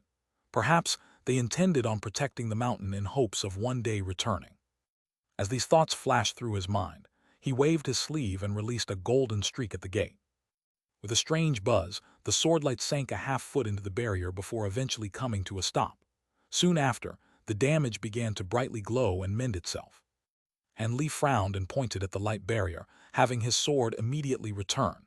The injury was quickly healed. Seeing that the barrier was about 3 meters thick, he began to ponder if the combined might of his swords would even have an effect. After all, if he couldn't dispose of the formation in a single strike, it would recover from any damage that was inflicted. Of course, if he had the time, he could release his gold-devouring beetles to slowly consume the barrier's spiritual power. He reckoned this would take several days, but the restriction could be destroyed, an unacceptable result under the circumstances. As such, he immediately came to a decision and slapped a storage pouch, producing a fist-sized ball of light. It revolved once around him to revealing a feather fan that glowed golden, silver, and red. As he beckoned to it, the fan released a phoenix cry and dropped into his grasp. He unfolded it, having it expand to the size of a meter in a blaze. With it now clasped, he coldly looked at the light barrier in front of him and waved. This time, he meticulously controlled the output, preventing a flame-born phoenix from making another appearance. Instead, the fan simply released a tricolored stream of flame towards the barrier, quickly melting it away like ice to a hot flame and creating a large opening in the blink of an eye. As soon as he saw this, he put the fan away and quickly charged inside. With the wall now towering in front of him, He turned around and saw that the barrier soon mended the opening. Han Li bitterly smiled. He would have to exert himself once more when leaving. With that thought, he examined the magic power within his body. Although he had controlled the fan to use less than half its might, it still consumed a third of his magic power. He shook his head and turned to walk around the stone wall. The buildings he found at the front were all constructed the same, 30 meters tall with 2 floors. He casually walked into the nearest one and found that it was completely bare apart from some furniture. It appeared to be a place for rest. Even if this room once possessed the personal items of ancient cultivators, they were all put away when they evacuated. Although Han Li had already somewhat anticipated this, he couldn't help but sigh. Having seen this, he didn't hold much hope for the other buildings, and as he expected, they had nothing there. When he moved on to look through a few stone buildings that looked like warehouses, he also found that they were completely void. All racks, tables, and chests were completely bare. There wasn't even the slightest sign of tool refinement, much to his gloom. But when he left the last of these buildings, he found a stone hall. The hall appeared only 300 meters wide, but was colored a crimson red as if it were molten hot. Spirit Change Hall, Han Li muttered the letters that hung above its gate. Although he was only standing outside, he could feel a familiar aura radiating from within. His heart stirred, and he soon walked in with his hands behind his back. As soon as he entered, he could hear roaring thunder and quickly turned his gaze around the hall. Red mist raged within the spacious hall, and a dozen pillars of flame stood within, each one with a scarlet dragon coiled around them. They all spouted streams of the red mist, completely enveloping a huge cauldron at the center. The cauldron itself was 20 meters tall and appeared simply decorated. It was among the largest furnaces he had ever seen. But what astonished Han Li was that the red mist scorched it red, completely erasing all trace of its original color. Even from 100 meters away, he could feel its volcanic heat. Ever since he entered the hall, his mouth grew as dry as sand, and his skin felt as if it was being assailed by burning needles. If it weren't for the protective light instantly forming a barrier around him, he would have suffered immensely. However, this left him overjoyed. His gaze swept past the inferno to immediately focus on the cauldron. It was completely still and let out pangs of thunder. From his tool refinement experience, he could tell it was in the process of refinement. He now knew he wouldn't be returning empty-handed. Taking a shallow breath, Han Li nimbly slid through the streams and easily made his way towards the object. 20 meters away, he slowed his steps and slowly skirted around it, sensing its astonishing fire-attributed spiritual power. Regardless of whatever was inside, it was certain to have gone through some unknown changes given the number of years it spent in refinement. He was quite curious, but didn't intend on recklessly opening it.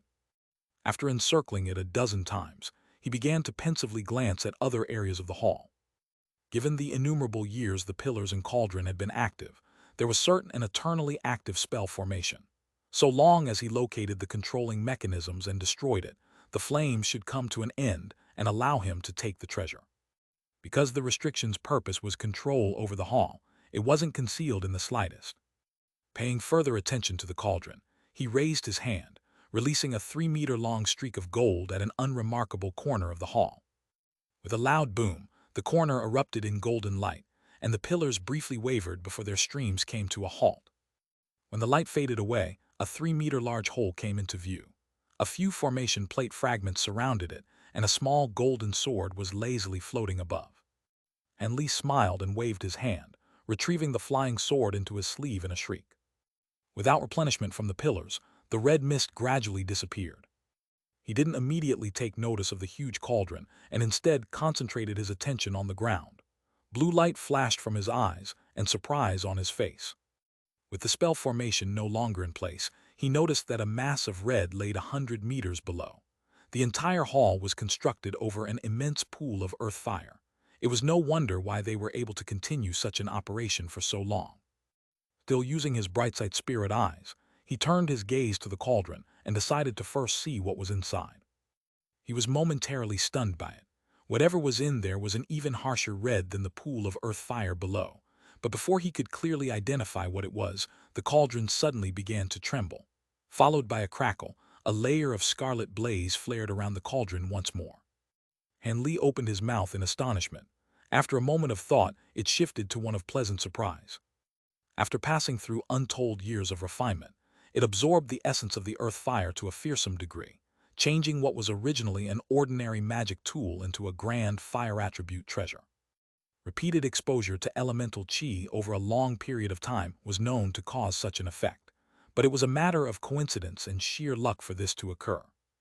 In the past, a few sects attempted to use this method in an attempt to create some high-grade treasures, but it didn't take them long to abandon the effort. This method didn't simply take up too much time. It would take the continuous effort of many successive generations. Even then, the odds of success would still be pathetically low. Even in the case of success, the boost in strength was negligible compared to the time and resources spent. As for the cauldron here, he was certain this wasn't intended by the ones who placed it there. It was most likely that the cauldron was in a crucial point in its refinement process, and the cultivators in charge weren't able to stop it. Lacking any better choice, they activated the spell formation to allow it to continue operations before evacuating the mountain. They probably harbored the thought that they would be able to later return. Of course, such an event never came to be. Han Li's eyes wandered as he pondered about the circumstances. At the same moment, the spiritual light protecting his body brightly glowed in order to better protect himself against the increased scorching temperatures. Shortly after, he slapped his storage pouch and summoned a bundle of blue formation flags into his hand. His figure blurred, and the flags shot at various corners. He then appeared in front of the cauldron and examined it several times before muttering an incantation, creating a barrier of blue light around him and the cauldron. Within the ice attribute barrier, the scorching air was greatly cooled. In addition, he released his spirit beast pouch and summoned his dozen six-winged frost centipedes. They nimbly circled around and eventually converged together above the cauldron, gesturing threateningly as they accumulated their power. Han Li relaxed when he saw this and slapped his hands together to cover them in a layer of purple flames before reaching out to the cauldron.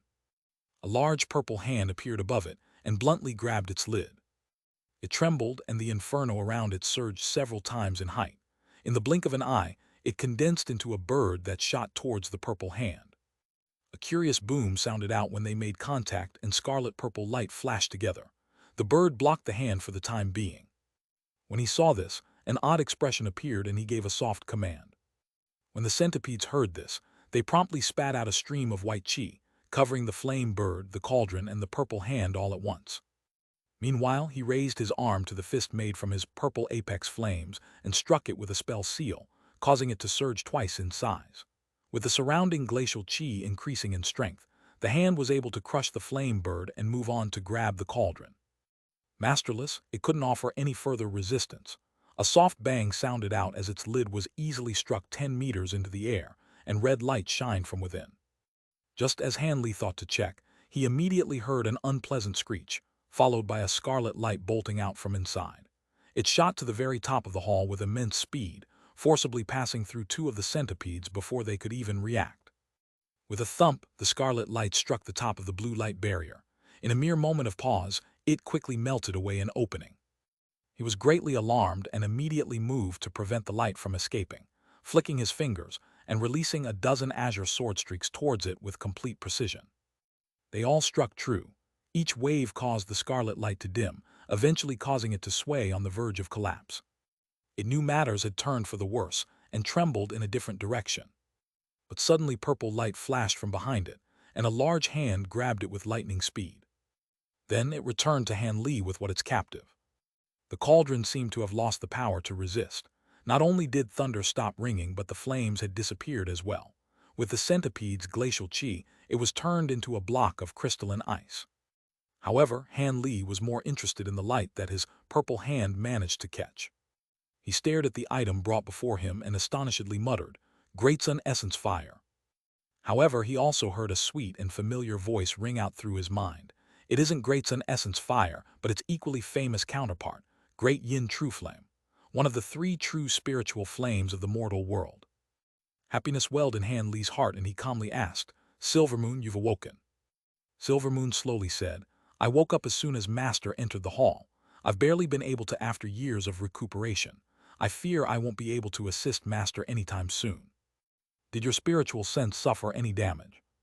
Han Li faintly felt that something was amiss from her tone, and he couldn't help but frown. With a forced chuckle, Silvermoon answered, It's nothing of the sort. I've only recovered a portion of my memories while asleep and feel a bit uncomfortable. Han Li raised his brow in surprise.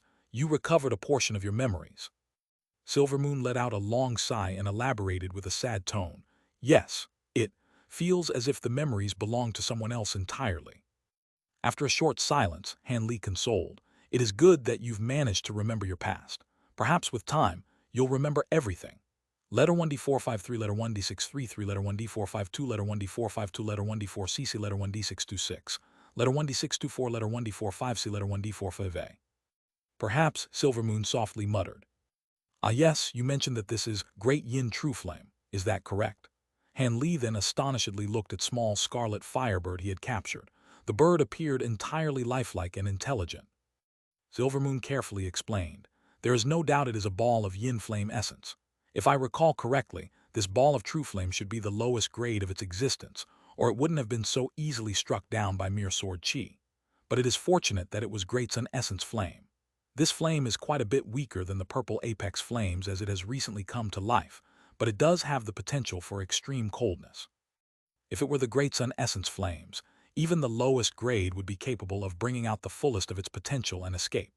When the Great Yin True Flame is nurtured, it will come to possess even greater power than your purple apex flames. It is deserving of its title as one of the 3 true spirit flames in the mortal world. And what are the 3 true spirit flames? I've never heard of them before. Han Li stared at the firebird with doubt.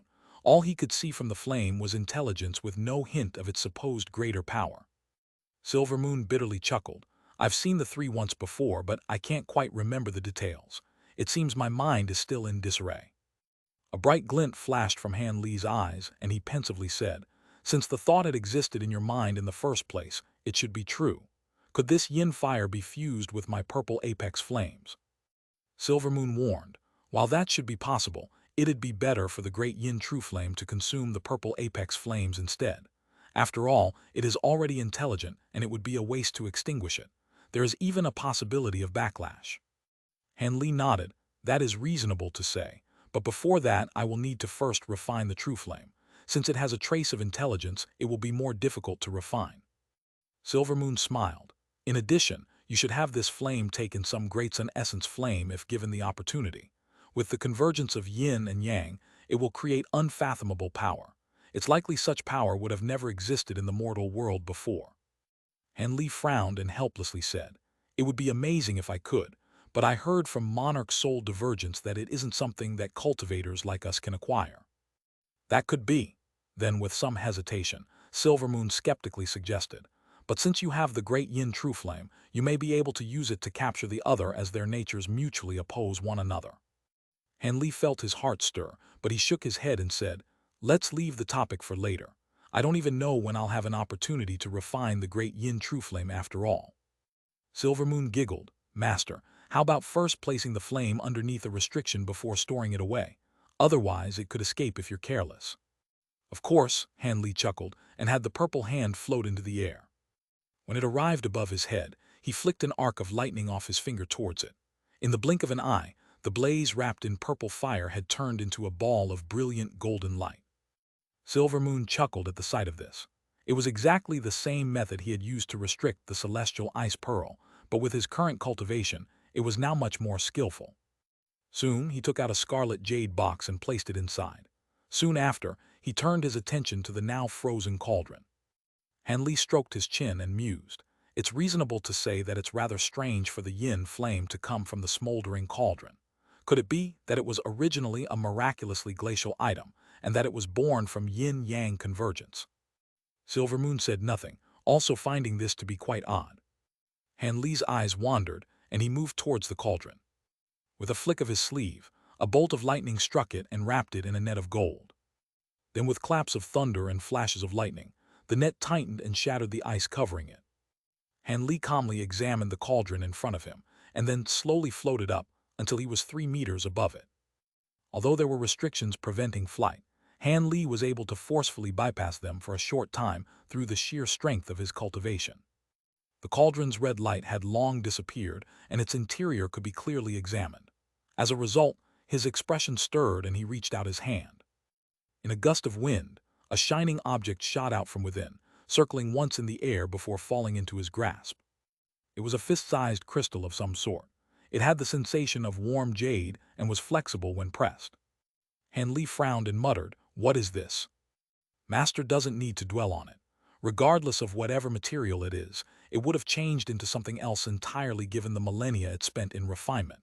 However, the great Yin True Flame is certain to be related to this item, so it can't be ordinary. Very true, Han Li smiled. When there is spare time, I'll properly inspect it. Soon after, light flashed from his hand, and the item was placed into his storage pouch. Afterwards, he took another appraising glance at the cauldron, and made sure nothing else was inside before forming an incantation gesture, and striking it with a red spell seal. It immediately trembled massively, and its body flashed as it quickly shrunk in size. In the blink of an eye, a small half-foot-tall cauldron appeared on the ground and released a series of clear and bright rings. The cauldron's lid flew over of its own accord, before shrinking in size and returning to its place. With the cauldron intact, the rings grew even louder as if it was happy. When Han Li saw the cauldron's intelligence, his eyes lit up and he swept his sleeve.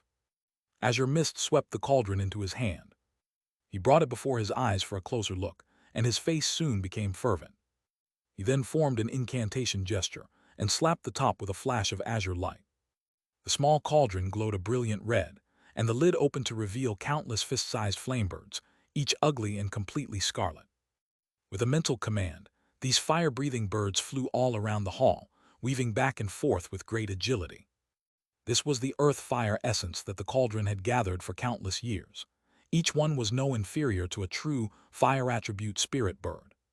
When he saw this ability, he collected the cauldron with joy as he acquired another method to use in battle. After all, the Triflame fan may be superior. It consumed far too much magic power. He didn't dare to easily use it. But just as he was about to depart, he glanced at the dozen scarlet pillars and his heart stirred, releasing his swords and cutting them all down at their base. He then gathered them all into his storage pouch. While these fire dragon pillars weren't sentient like the cauldron, they had released countless streams earth fire. The astonishing amount of fire chi it gathered should make these magic tools into something uncommon. He was convinced that they would prove valuable even as ingredients. Han Li looked past the hall one last time to make sure he didn't miss anything, and walked out with a smile, making his way to search through the rest of the buildings in the area. Unfortunately, it was clear that he spent all his luck in the hall. Apart from a few common tool refinement jade slips, he found nothing else of note. Han Li wasn't surprised by the lack of any further spoils. It was already fortunate to have made such great gains in a remote area. Half a day later, he finished looking through the last of the buildings and returned to the stone wall at the entrance. He gazed at the white light barrier with a trace of hesitation. Since he finished earlier than expected, he had the opportunity to look through other locations, but that would come with its own risks. Who knew whether there would be others that also finished early and wished to do the same? He had nothing to fear from Old Devil Cayenne or even the sacred poison sect elders, but it would be greatly troublesome to encounter the forerunners that had entered the mountain. He reckoned that they would attack him on sight. But if he were to remain here for the seal to stabilize in a few days, he could return near unimpeded. However, he wasn't entirely open to the idea. He broke out in laughter over this line of thought. Wouldn't the others come to Spirit Metal Hall regardless? He reckoned that after such a long period of time has passed, those who went to the important locations in Kunwu Mountain should have encountered the first wave of cultivators, and likely to have already engaged in combat. In that case, wouldn't it be better to take advantage of the chaos to search other places? After all, he was able to find something as amazing as Great Yin True Flame in the trifling Spirit Metal Hall. With his current abilities, even if several late nascent soul cultivators were to attack him at once, he should be able to escape with ease. Having considered that, he took out his Triflame fan without further hesitation and easily dissolved the barrier, then setting off down the stairway. The large-headed eccentric and the elder devil, now accompanied by an old early nascent soul cultivator, were currently surrounded by 8 crimson ghosts inside a large hall that glowed a faint blue. These ghosts all had a ferocious appearance and breathed out yin qi. They waved their hands and released pitch-black streaks towards the 3 from every direction. Additionally, a mist of gray yin qi was currently encompassing them, but no matter how violent the yin qi and how sharp the claw streaks may be, they weren't able to pierce the barriers of light that protected them. The three all used their own treasures to attack, but despite their efforts, it was to little effect. Be it smashing to pieces or cutting them to halves, the ghosts immediately restored themselves after being scattered. They showed no signs of weakening as if they were undying. At that moment, the old man clapped his hands together and raised them into the air, releasing a string of scarlet fireballs towards the fiends and disintegrating them. But just like before, the ghosts immediately condensed back together and pounced towards the light barrier. The old man anxiously said, "Seventh uncle, elder hand, this can't continue. They have nourished their yin qi for untold years. It is clear they've already reached yin soul condensation stage. Common methods won't be able to harm them. Only great yang treasures will have some effect." The eccentric annoyedly snorted, "Yin soul condensation stage. No, they are merely the doppelgangers of a ghost monarch.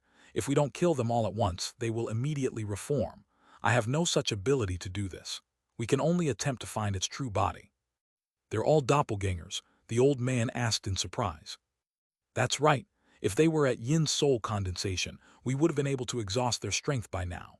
It appears that the ghost monarch plans on wearing us down before finishing us off," the elder devil calmly spoke. Then, he pointed to the small black sword and had it cleave through a ghost. The old man stared at the surrounding gray chi and grimaced. So it was like that. It is a pity that 15th brother lost his body to the black shadow snake in the first story here.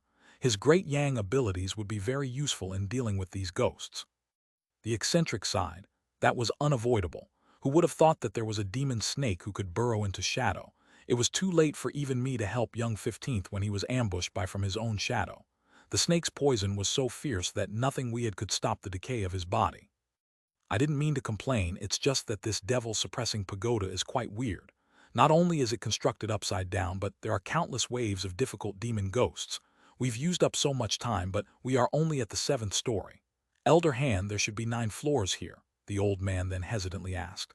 What other demons could be lurking down below? Can we even continue? The eccentric snorted and annoyedly said, "What dangers are you scared of? The greater the threat that is suppressed here, the greater the odds of encountering a divine spirit treasures. After all, the only thing that could contain the devils that the ancient cultivators feared would be divine spirit treasures. Could it be that you don't care if the clan's several hundred years of ambitions end up in failure?"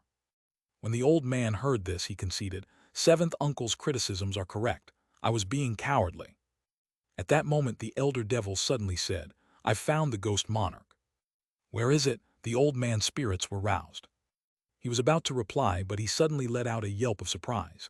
Soon after, a muffled bang sounded out from a distance.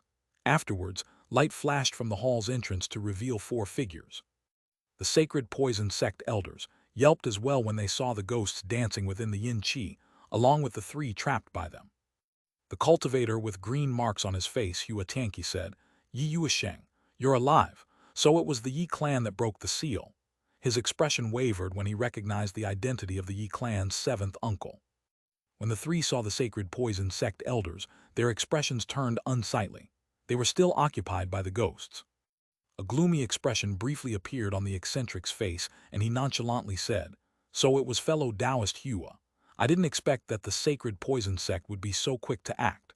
Why did you come to the devil-suppressing pagoda rather than the other areas?" Frigidly watching the eccentric easily slay one of the ghosts, Xianxia chuckled and said, "We want to ask you the same thing. You haven't been seen for several hundreds of years. During the time you feigned death, you already ascended to late nascent soul stage. If the righteous and devilish Tao were to know of this, I fear they won't stay still." Xianxia heard the worried voice transmission from his fellow sect elder, Senior Marshal Brother Hua. Could it be these people also know about the treasure? According to the words left behind by the sacred poison sect's founder, there was a grand treasure kept in the devil-suppressing pagoda. However, the details were vague. Even so, the 4 decided to pursue it. Although they rushed through the first few stories, they already discovered the presence of others, much to their surprise. They hadn't believed that the first party would have placed such importance on this fiend-infested place, but they believed that with their numbers, they would be able to overtake them. Nevertheless, they hadn't expected a late-nascent soul cultivator to be among their ranks. If it weren't for the fact they were trapped by the ghosts, Xianxia would have fled without a doubt. A group of 3 with a late-nascent soul cultivator wasn't something that his party of 4 could deal with. With a sullen expression, Xianxia sent a voice transmission in return. I'm not sure. Perhaps he only had as much information as we do. It appears that fellow Taoist Hua doesn't plan on leaving. When the eccentric said this, an ominous glint appeared in his eye. Soon after, he opened his mouth, producing a silver streak that soon disappeared. In that next moment, an eruption of argent light burst from a corner of the hall, followed by a roar. An indistinct gray figure appeared there. It had spat out a thumb-sized gray pearl from its mouth to block the silver fork, snarling as it was being pushed back. The newly arrived remained idle with the appearance of the gray ghost monarch. The elder devil then waved his sleeve, and a pitch-black mirror appeared in his hand, and he quickly aimed it at the ghost monarch. A black light shot out from it, and forcible swept up all of the ghost copies around them. Each of them let out a wailing scream as they were torn to shreds like a storm of blades. With the ghost monarch's true body being suppressed by the silver pitchfork, the ghosts were incapable of restoring themselves. However, they added to the concentration of the surrounding yin-chi that trapped them. Even the incisive power of the elder devil's mirror couldn't touch it. Xianxia finally grimaced at what he saw. Xianxia quickly glanced at the Yi clan elders trapped in the yin-chi before turning his eyes to the exit on the other end of the hall. With a resolute tone, he shouted, "Go!" He flipped his hand, producing a small green flag. In a blur, a ball of emerald light immediately ruptured and swept the four up in its light before rushing them towards the other side of the hall. "You dare!" the large-headed eccentric furiously yelled when he saw this, and immediately released countless yellow sword streaks from his body, shredding the yin-chi surrounding them in an attempt to break free. Letter 1D557, letter 1D42B, letter 1D68T, letter 1D5F2, letter 1D604, letter 1D41E. Letter 1D41C, letter 1D698, letter 1D696. After the eccentric's party managed to escape, white light suddenly shined from the exit to reveal a dense wall of sparkling crystal. Without another thought, he raised his hand and shot a 10-meter-long swordlight towards the wall. As a result, rainbow flashed and the swordlight was engulfed. After examining it with shock, he cried out in fury, "An elemental sanctuary wall." The old man astonishedly said, "Indeed. Isn't this a signature treasure of the Buddhist sanctuary sect? How could it fall into their hands? Ah yes, it is said they have a relationship of some sort. After all, they are both great powers in the region." "The treasure is quite famous," the elder devil frowned. The eccentric stared at the wall with a pale complexion. How troublesome. From how recklessly they acted, it appears there truly is a divine spirit treasure at the bottom. The elder devil coldly laughed. "Brother, ye doesn't need to be so anxious. It is good that they went down first. The treasure might not even be on the next floor, and the monsters that are imprisoned there are sure to be even more deadly. They're only asking for trouble to rush ahead. Let's deal with the wall after we put this ghost monarch in order." After some thought, the eccentric relaxed and smiled. "Brother Hand's words are reasonable. I was too worried over the treasure." With that said, a cold glint flashed from his eye when he turned his attention to the ghost monarch suppressed by the silver pitchfork. At the other side of the crystal wall, Xianxia let out a long sigh. One of his fellow sect elders immediately grumbled, "Senior Marshal Brother Hua, that was far too dangerous. Although the elemental sanctuary wall will stall for some time, I fear we caused a great offense. How will we deal with them in the future?" Xianxia glanced at his fearful junior marshal brother and sullenly said, "You still think that we can peacefully coexist with the Yi clan? Yi Yuesheng feigned death in the past to escape execution from the 10 great sects. Let alone offending them, now that we've encountered them, they will not leave us be. And since this treasure was the obsession of our sect founder, it can't possibly be anything but a legendary divine spirit treasure. What is there to fear with a bit of danger?" Another sect elder fearfully asked, "If it truly is something as heaven-defying as that, we will have to brave the risk. However, Yi Yuesheng and the others will be guarding the outside. Even if we manage to acquire it, how will we leave?" Xianxia chuckled. "Did you think I'd take the risk without a plan? Before we came, I brought the poison dragon pearl. I'll swallow the pearl and have the power to contend a late nascent soul cultivator for a short time. There should be no problem in getting away." So Senior Marshal Brother had made preparations. In that case, we have little to worry. The other three relaxed. "It is a pity that Junior Marshal Brother Yuan isn't here. Then we wouldn't need to use the pearl to contend against them." Having suddenly recalled his junior marshal brother, a trace of sadness appeared on his face. A nearby elder smiled and said, "That is so, but Senior Marshal Brother Hua already left a message behind. He might even be on his way as we speak. In that case, things will be much easier when we leave. I hope that is the case. Then with a stiff expression, Xianxia solemnly said, "Everyone, be careful. Given how difficult the ghosts on the 7th floor were, they will be even more fearsome on the 8th and 9th. However, the devil-suppressing pagoda is truly deserving of its name. If the Yi clan hadn't cleared the way for us, we would have spent a great amount of strength." The other three called out in acknowledgement. Afterwards, the party made their way further down. From what they had seen earlier, they should head down to the next floor after walking for 100 meters. But this time, they only walked for 30 meters before their surroundings lit up, finding themselves facing a small stone room. The walls were completely bare, but there was 2 teleportation formations on the ground, a black one and a white one. "This is," Xianxia frowned. The others looked at each other with dismay. They walked inside. Xianxia held his hands behind his back and gave a cursory glance. He turned his head to an old man with thick eyebrows and said, "Junior Marshal Brother Miao, you're skilled in ancient spell formations. Take a look and see if they're short-range teleportation." "Understood," the old man immediately replied. He then walked in front of one of them and began to inspect it. The others curiously followed after. A moment of silence later, the old man confirmed, "It is truly a short-range teleportation formation, one that won't exceed 50 kilometers. A cold glint flashed in Xianxia's eye. "Then it should lead us to the 8th floor, though it is quite unordinary to use teleportation for one floor. Do these formations work both ways?" The old man rubbed his chin and doubtfully said, "Of course, normal short-range formations are bidirectional, but it is strange for there to be 2. Could it be the 8th floor is divided into 2? "Perhaps, but we'll have to take it to be sure. Let's first take the white one. The other one gives me a sense of dread." Xianxia then walked to the white formation without hesitation. When the other 3 looked at the black one, they felt a sense of dread and quickly made their way to the white formation, if only to get away from it. After Xianxia struck it with a spell seal, white light flashed, followed by their disappearance. A moment later, they felt a sense of vertigo and found themselves in a land resembling paradise. There was a blue sky with white clouds and spiritual plants of all kinds surrounding them. With each breath, they felt a wave of overwhelming spiritual qi. But what was most eye-catching was a small palace regally decorated in gold and jade. It was located at the center of a giant spell formation. There were altars that surrounded it, each enshrined with a giant stone statue carrying a huge golden blade. These statues were crude and carried an indescribably savage aura, and they all faced the palace at the center. The scene was so bizarre that Xianxia found himself at a loss as of what to say. Han Li was currently standing in the White Jade Plaza, facing a group of cultivators that were leering at him with unrelenting malice.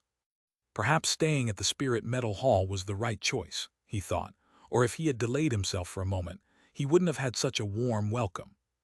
Just as he returned and thought to take another stairway, a group of people emerged from the trees at the side of the plaza. Rather than going up a stairway, they had concealed themselves nearby. Because spiritual sense was restricted in the area, he wasn't able to detect them and fell into their trap. A gorgeous white-robed woman was frigidly glaring at Han Li. Through her gritted teeth, she said, "Fellow Taoist Han, I didn't expect to see you here. You've been quite hard to find." The person standing at her side was someone he found to be familiar, a white-robed youth. As for her other 3 companions, they were Ji Tianhao and 2 black-robed old men. They surrounded him in a half-circle and blocked the way down the mountain, fearing he would escape. Han Li sighed. He recalled the detection tool he made specifically to avoid her, but now that several years had passed, it had lost its efficacy. It would have been an entirely different story if they crossed paths 2 years ago. "I also didn't expect to find the Saintess here. It is truly a fortunate meeting." With a calm expression, he saluted the endless sky Saintess, Lin Yinping, and turned his head to the white-robed youth. "And you must be a grand immortal, I'm honored." In Han Li's mind, this person was the greatest threat amongst them, a late nascent soul cultivator.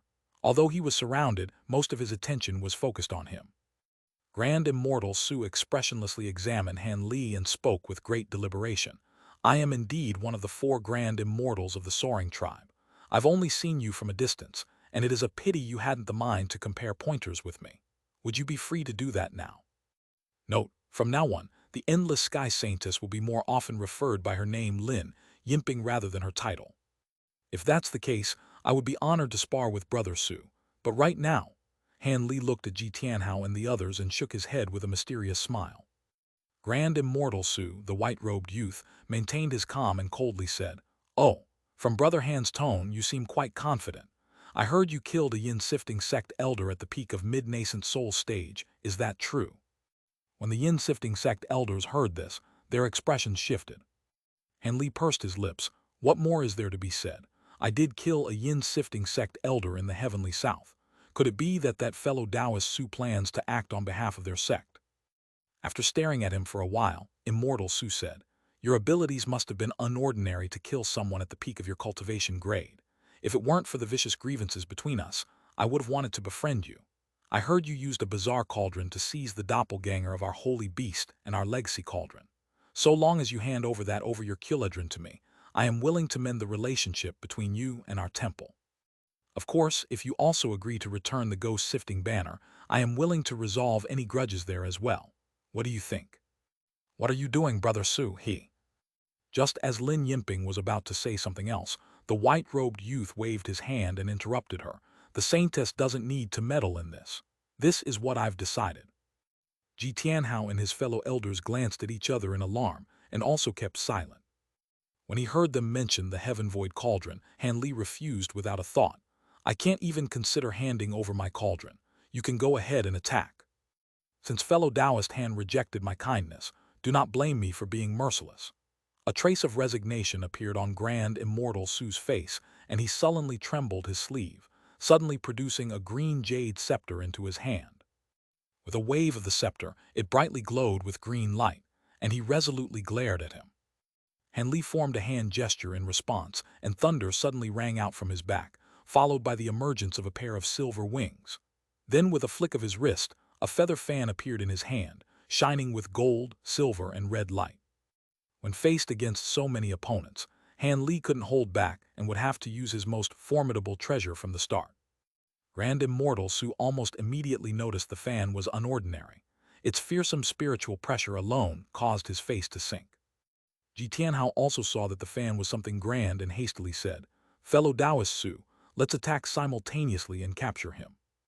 Afterwards, he waved to his two fellow sect elders before waiting for a reply from Grand Immortal Su, and the three prepared themselves, releasing their own treasures, two weirdly shaped flying swords and a bone saber that flickered with flame. With a change of expression, Lin Yinping waved her sleeve and summoned a cloth with an embroidered silver sash of silk into her hand.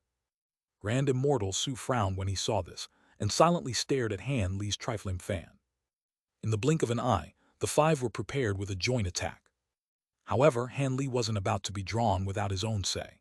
With a ring of thunder, he disappeared in a flash of silver and reappeared at a stairway over 30 meters away.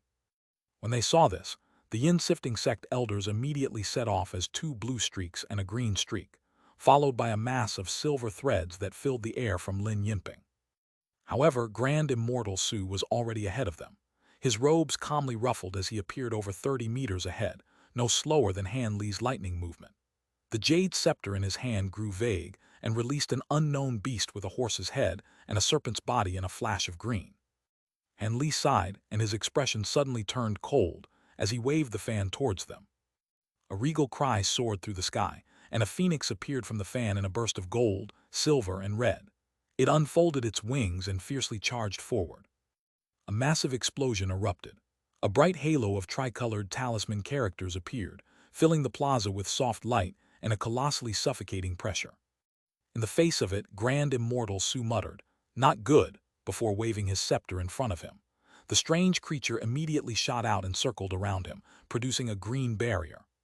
The two flying swords and the bone saber were too slow and were drawn into the halo. The dense barrage of silver threads Lin Yinping produced from her embroidered cloth immediately dissolved as well upon contact. However, the halo didn't stop there, pulling back for just a moment before violently expanding in an instant, shattering nearly half the plaza in its brilliant radiance before melting the white jade stone. Such power and aura could only be described as world-shattering. Han Li ignored this as he had no further intention of staying. With a flap of his wings, he shot up the stairway in several flashes of silver lightning. Along the way, he took out a small bottle and poured a drop of myriad spirit milk into his mouth. Although the Triflame fan's might was astonishing, he didn't believe that a single strike could exterminate the lot of them. He reckoned that he would catch them unprepared at most and cause them a bit of suffering. Since he was outnumbered, he planned on evading them for the time being. Just as it so happened, the closest stairway to Han Li had been the one leading to Kunwu Hall. He did feel somewhat apprehensive by this, but there wasn't much of a choice. Although Old Devil Kyan was ahead of him, so long as he drew support from the mountain's restrictions and features, he should be able to shake off his pursuers. He then quickly made his way to the top of the stairway. The huge tricolored halo only lasted for a moment before completely fading away. The group had all been driven to the edges of the plaza and were worse for wear. Ji Tianhao in particular made for a sorry sight. Although the bone saber wasn't his bonded magic treasure, he had spent much effort into refining it and was connected with his spiritual sense. As a result, his soul was wounded when the saber was disintegrated, despite managing to mostly escape the range of the halo's influence. But even so, that power still swept across him and immediately scattered his protective light, scorching his arm black. As for his fellow sect elders, they were somewhat better off. They quickly severed their mental connection to their flying swords when they saw things had turned amiss. As such, they were completely safe from the attack apart from burnt hair and clothes. Lin Yinping had been standing the farthest away, and her embroidered cloth hadn't suffered much damage apart from a loss of spiritual qi. Additionally, a large black shield had appeared in front of her, completely blocking her from view. As for the grand immortal Su, he had been the closest, but the barrier his green scepter made allowed him to escape the blast unharmed. However, the youth was wearing an unsightly expression as he looked at the mess he tightly held in his hand. The treasure was fractured and let out a crisp ring before shattering into sparkling fragments. The scepter was thoroughly destroyed by the tricolored halo before it could display its true might. Just what was that fan? Could it be a divine spirit treasure? As Ji Tianhao spoke with furious alarm, he took out a salve for his wounded arm. As for the two old black-robed men, their complexions were pale with trepidation. Letter 1D6A-TEF, letter 1D5FF, letter 1D5F2, letter 1D4-1E, letter 1D6A0, letter 1D556, letter 1D6A-C, letter 1D5FC, letter 1D5FA. Grand Immortal Su stared at the distant stairway with a hazy expression and snorted, "I fear you wouldn't be alive if it was. It should be a replica." With that treasure in his hand, it is no wonder he was so calm when facing us. Ji Tianhao astonishedly said, "That was the power of a replica." Grand Immortal Su asked, "What's so strange? This should be expected." A black-robed old man said with wavering eyes, "With such a powerful treasure, he will be far more troublesome than we anticipated. Should we continue our pursuit?" It was clear the fan's power had shaken him. Grand Immortal Su calmly replied, "Fellow Taoist, relax. Given how powerful the fan is, it must consume a significant amount of magic power. That was why he fled. So long as we give chase before his magic power has a chance to recover, he won't be able to use it again. This is a prime opportunity to kill him." Then, he slapped a pouch at his waist, releasing the keen spirit peacock in a glow of rainbow light. He deeply sighed and coldly shouted, "We go up the mountain. If he escapes, there will be no end to the trouble." He then led the way up with the rainbow peacock, closely flying after him. Lin Yinping followed after Grand Immortal Su without any hesitation. As the endless sky saintess, she had to rescue the holy beast incarnation no matter what. Ji Tianhao and the other two sect elders wore unsure expressions, however. Those belonging to the Devil Dao often lacked a sense of unity. The reason they had attacked without hesitation was because they had such a perceived advantage. But with Han Li possessing such a powerful treasure, they decided to have the others lead the way for the time being. Although Grand Immortal Su assured them that Han Li was only able to launch such an attack once, the opposite was just as likely. If he was able to use a technique to forcefully draw power and use the fan multiple times in succession, they would not be able to defend themselves. And from what they've just heard, it is possible that he also possesses an even more powerful cauldron, much to their apprehension. Although they wished to acquire their sect's relic, they weren't willing to risk their lives. For a time, the three were hesitant on whether they should follow. Finally, with a resolute mind, Ji Tianhao softly said, "Let's go. When we encounter that hand fellow, we'll just provide support from the side. So long as we are quick and evade the fan, there shouldn't be a problem." The two old black-robed men at his side paused before eventually nodding. The three then quickly took off. The stairway leading to Kunwu Hall was extremely long. Even with his unrestrained use of lightning movement, it had taken him the time to finish a meal before he could arrive. When he left the stairway, he found himself in front of a forest. But in truth, it didn't consist of trees, but 10-meter-tall pillars of various widths. These stone pillars were carved with uncanny precision, and a few talisman characters glowed on them with faint flickering light. It was clear they were part of a huge formation. However, what should have been a neat and orderly display was in utter disarray. Many of the pillars had been shattered, leaving the ground littered with rubble along with variously sized holes. It was clear to see that someone had used brute strength to break through. And Lee coldly swept his gaze past the scene and silently entered the forest. The yard wasn't very large. With several blurs, he arrived at the edge, but only found a sloped wall in front of him. The wall was constructed from giant boulders with a mess of stone statues carved out from it, each of them holding halberds and other magic tools. As he examined this, he frowned, suddenly sensing something from above. On the sloped wall 300 meters up, he saw flashes of light and the occasional sounds of an eruption as if there was a battle. Could it be that old Devil Kyan is fighting against the first group that were before us? And Lee felt his heart stir, and he quickly ran up using body lightning techniques. Along the way, he hid his presence and his body blurred out of sight. Letter 1D65B, letter 1D493, letter 1D4E, letter 1D65A, letter 1D500, letter 1D486, letter 1D658, letter 1D490, letter 1D4AT. He arrived in an empty area, several times larger than the white Jade Plaza. When he had clear sight of it, he was stunned. A huge light barrier appeared before him where 5 white, 2 azure, and 1 yellow silhouette were viciously battling inside. Those white silhouettes were old Devil Kyan's Sink Devils, each of them threateningly postured and spouting gray chi from their mouths. The yellow silhouette belonged to a middle-aged man who had a huge white bone bracelet revolving around him. Whenever gray chi struck its surface, it would sweep it away with yellow light as if it didn't exist. He was also controlling a red-yellow flying sword with both of his hands, blocking the assault of the 5 Sink Devils with all his strength. As for the azure silhouettes, they belonged to 2 bronze lions that were 3 meters tall. They relentlessly pounced and tangled with the Sink Devils and moved with lightning speed. Each time they opened their mouths, a bowl-thick azure beam fired that carried great destructive power.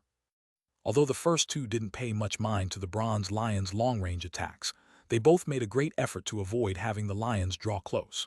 But if they weren't able to avoid them in time, they would temporarily abandon the fight and fiercely strike the statues instead. However, the bronze lions seemed impervious to damage. Be it the gray chi or sword strikes, the azure light shimmering from their bodies would resist any attack with impunity. The barrier of white light surrounding the stage was truly odd. Its surface occasionally flickered with silver lightning, and whenever something approached, it would sound a clap of thunder before releasing a barrage of lightning bolts. Although the Sink Devils and the bone bracelet were more than capable of receiving such strikes, neither of them wanted any avoidable damage and kept clear. As time went on, the battle within the barrier was even more intense. When Han Li saw this, he grasped, "Is this an arena?" At a glance, he saw that the middle-aged man was a mid-nascent soul cultivator, and that the strange bone bracelet he had was the only thing keeping the Sink Devils at bay. As for the 2 bronze lions, they appeared menacing. Despite being 2 unmanned puppets, they forcibly distracted such powers. If either of them were tangled, they wouldn't be able to easily escape. As he muttered to himself, Han Li swept his eyes across the scene. The light barrier nearly covered the entire area, and light flashed from the gaps on the sides, clearly displaying other fearsome restrictions. As such, he had no way forward, but he could see a large mountain gate on the other side of the barrier, likely to be the entrance to Kunwu Hall. Han Li unconsciously frowned as he sank into thought. He couldn't afford to stop there, as Grand Immortal Su and company would soon arrive. As such, he summoned the Triflame fan into his hand with a shake of his sleeve. He planned on using it to temporarily clear away the barrier and use lightning movement to quickly pass through. Although he was certain to be discovered, it was an acceptable risk as those present weren't in a position to fight him. He took a deep breath and was about to proceed when he suddenly turned to look at a huge stone pillar at the side with utter shock, but he ended up seeing nothing. Had he not released his spiritual sense to its fullest extent, he would have missed the faint spiritual fluctuations. Bewildered, he activated his bright-sight spirit eyes and spotted a pair of red demon eyes above the stone pillar. The silver-winged night fiend. In his alarm, he instantly recognized the master of those cursed eyes and immediately channeled spiritual power into his body. As his spirit eyes grew in strength, he eventually spotted a dark silhouette belonging to the eyes. However, the Night Fiend wasn't looking at him but was rather focused on the battle in the barrier. Because of the mountain's restrictions and Han Li's concealment techniques, he had yet to discover him. However, he wasn't pleased by this at all, and his expression sank. Besides the Silverwing Night Fiend, he spotted two others. Even with the full power of his spirit eyes, he wasn't able to clearly see them, but was able to see the outline of the lion hawk and an unfamiliar human-like figure. Since the beasts are concealed together, it seemed they are allies. Could it be their aim was something in Kunwu Hall? Han Li thought. Then his expression stirred once more and he turned around, spotting light from the stone forest down below. It appeared Grand Immortal Su and company were in rapid pursuit. Under such circumstances, he could no longer afford to hesitate. Foosh! Flame burst forth from his fan and silently cut towards the barrier like a blade. Although he had limited the power of the fan, when the flames met the barrier, a muffled explosion sounded out, followed by an eruption of blinding light. Be it the three beasts hiding on top of the stone pillar or the cultivators fighting in the barrier, their attention was instantly captured in his direction. Seeing that his tracks were already revealed, Han Li broke out of concealment and leaped forward, turning into an azure streak as he made his way to the other end of the barrier. By forcibly using magic power to break free from the restrictions, he traveled immensely fast, arriving over 100 meters away in an instant. Insolence! Old Devil Kyan shouted in fury and had three of his devils blur and disappear from sight. In a moment, they strangely warped in front of Han Li and glared at him with icy green eyes. "Get lost!" Han Li fiercely shouted. In a clap of thunder, a dense bolt of golden lightning shot forward, twisting in the air to form a golden flood dragon. Divine Devilbane lightning.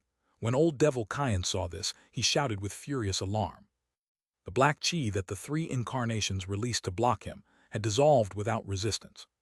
With the golden flood dragon now clearing the way, Han Li swept through and arrived at the other side of the barrier. The light barrier sensed Han Li's approach and released a storm of silver lightning upon him. He whistled, ordering the flood dragon to pounce forward and rupture. A net of golden lightning instantly formed and protected himself, causing each lightning bolt to disappear upon contact. "Han Li, it's you. Elder Han." When the light surrounding him faded away, Han Li became visible, provoking Old Devil Kyan and the middle-aged square-faced cultivator with his appearance. The square-faced man attracted Han Li's attention, and he couldn't help but shoot him a glance of alarm. He wasn't sure how he had recognized him. Although he felt this was strange, he turned his attention back to the barrier and waved his fan, producing a phoenix cry along with a tricolored inferno. In the blink of an eye, it burned a large hole and he slipped through it in a blur. At that moment, he felt relieved and looked behind him. On the other side of the barrier, he saw Grand Immortal Su and Lin Yimping make an appearance. They had an unsightly bearing when they spotted him in return. Han Li coldly chuckled. With an odd tone, he said, "Since so many people have come, I'll leave you to your own business. Keep yourselves busy." Then with a flick of his wrist, thunder clapped and an arc of golden lightning shot out. It made contact with the barrier and disappeared without a trace. A moment later, it struck out from the other side. Boom! The lightning struck an unremarkable stone pillar at the side of the platform. A muffled snort sounded out in response, and the silver-winged night fiend, Lion Hawk, and an ugly horned woman came into view. A lion hawk. Grand Immortal Su immediately recognized the beast with the most obvious characteristics and felt his heart tremble. When Lin Yimping and the others heard him, they immediately grew alarmed and raised their guard. Grand Elder, Ji Tianhao and the other two had then arrived and rejoiced upon seeing the Sink Devils. The three beasts were extremely gloomy to have been revealed, and the Night Fiend immediately recognized Han Li as the enemy that nearly took his life. He relentlessly cursed in his heart when that same person was ruining his plans. Equally so, he was puzzled on how he was able to see through their concealment. The beasts weren't fearful towards the cultivators, but they had been hoping that the cultivators would break through a few crucial restrictions on their behalf. Now that they were discovered, they weren't sure what to do. As for Grand Immortal Su, his face fell as he found the situation difficult to deal with. When he caught sight of the other two monsters, he felt his heart quake in shock. They were human-like and possessed astonishing demonic chi that was no lesser than the lion hawk. As he compared their strength, he inwardly cursed, not daring to take action. Old Devil Kyan and the Yi clan elder immediately ceased their battle upon seeing the great changes that had occurred, but the two bronze lions continued to tangle with them. Helpless, they could only keep them at bay as they vigilantly glanced at one another, slowly increasing the distance between them. As for the others, they found themselves in an apprehensive deadlock. Han Li paid no heed to the chaos that would ensue. He simply moved to the back in a blur. Since there was an opportunity to seize the treasure, he wasn't about to let it go. After making his way through an uneven path, he eventually arrived at a mountainous gate sculpted from fine jade. The gate was quite peculiar. There were two columns of huge solitary trees lined up at their side and nothing else. Looking past it, there lay a flawless white road that reached over 3 kilometers before faint glimpses of a huge palace, with an imposing presence crested his sight. "So that's Kunwu Hall," Han Li muttered. After a moment of hesitation, he looked around and focused his attention on the trees lined up to either side. Each one was about 100 meters tall, and despite their sallow and dry color, each gave an odd impression that they were brimming with life. When he closely examined them with his spiritual sense, he wasn't able to find anything strange. They were completely ordinary inside and out without any anomalous signatures. Han Li unconsciously frowned and turned his attention away from them. A short moment later, he swept his spiritual sense past the spacious gate and confirmed that there were no restrictions hidden there. Then, he set off through it, making his way towards Kunwu Hall in the distance. But not even 40 meters in, he suddenly felt an icy premonition spread throughout his body. "Not good," Han Li inwardly shouted. He thought to jump back, but it was already too late. He suddenly felt an enormous pressure weight down on his body, and his knees buckled as he was forced to the ground. Without another thought, he shouted and immediately covered his body in brilliant azure light, relieving him to at least straighten his back and raise himself on a single knee. At the same moment, his body continuously trembled as cracks relentlessly sound out from his body, as if his bones were on the verge of breaking. Han Li was deeply shocked. The protective light only blocked a small portion of the pressure. He was a bit better off than before, but it was still unbearable. He was convinced that if he hadn't cultivated the bright jade arts or swallowed the heavenly corpse pearl, his bones would have shattered to dust, leaving him completely helpless. A thorough examination of his surroundings left no hint of any spell formation. How was it that he fell into such a powerful restriction? As Han Li inwardly cursed, he hastily uttered an incantation. Unable to make use of his hands, his only option was to cast techniques was by chanting. Deafening thunder echoed through the air. In a flash of gold, a layer of lightning appeared on his body. Then he gritted his teeth as he slowly raised himself up. But just as he was halfway up, he felt the pressure on his body suddenly increase and was brought back down. A variety of emotions was betrayed by his face. Further down below the mountain gate, Old Devil Kyan and the others had caught sight of Han Li lingering at the mountain gate in the distance, but saw nothing else. With the temptation of treasure weighing heavy on their hearts, they no longer possessed any restraint. "Beast, you're courting death. I'm done with you," Old Devil Kyan furiously shouted from within the barrier. The Sink Devils then converged together into one, forming a 10-meter-tall silhouette. He then suddenly flung his arm back behind him. In a blur, it turned into a python and leapt into the mouth of the bronze lion that flanked him from behind. Afterwards, the python separated from the silhouette's body and turned into a giant ball of light, enveloping the lion entirely. It attempted to release a pillar of light from its mouth, but its movements were completely restricted. The square-faced cultivator pointed to the huge bone bracelet at his side. It suddenly shined with brilliant light and transformed into innumerable yellow copies of itself. With the activation of a spell seal, they all blurred out from view before appearing above the bronze lion. As a result, the countless bracelets dropped down and completely restrained it, forcing it to fall to the ground. However, he no longer focused on the puppet and sullenly turned his attention on the giant silhouette. Old Devil Kyan coldly snorted. "The overflowing sky bracelet is worthy of its reputation. Rumor says it's a replica of the ancient Shining Moon bracelet. I've never had the chance to verify its power. From my observations so far, it should be no less powerful than other divine spirit treasure replicas." The square-faced cultivator coldly laughed and glanced in the direction of the gate. "Without the treasure protecting me, I fear you would have already killed me. If we continue to fight, the treasure will be taken away by that youngster who just passed us." If Kunwu Hall's restrictions were so easily destroyed, wouldn't you have already entered? Besides, how can I chase him from here? Old Devil Kyan's voice chilled. More importantly, didn't you call him Elder Han? Could he be a cultivator from your clan? The square-faced cultivator shifted his eyes and chuckled. I was mistaken. I actually don't know him. Old Devil Kyan grew silent for a moment as if trying to verify his words. Then, he coldly said, regardless, he is a foreigner from the heavenly south. With all your schemes to open Kunwu Mountain's seal, could it be you plan on having its treasure fall into the hands of a foreigner? Wouldn't it be better to break the restriction together?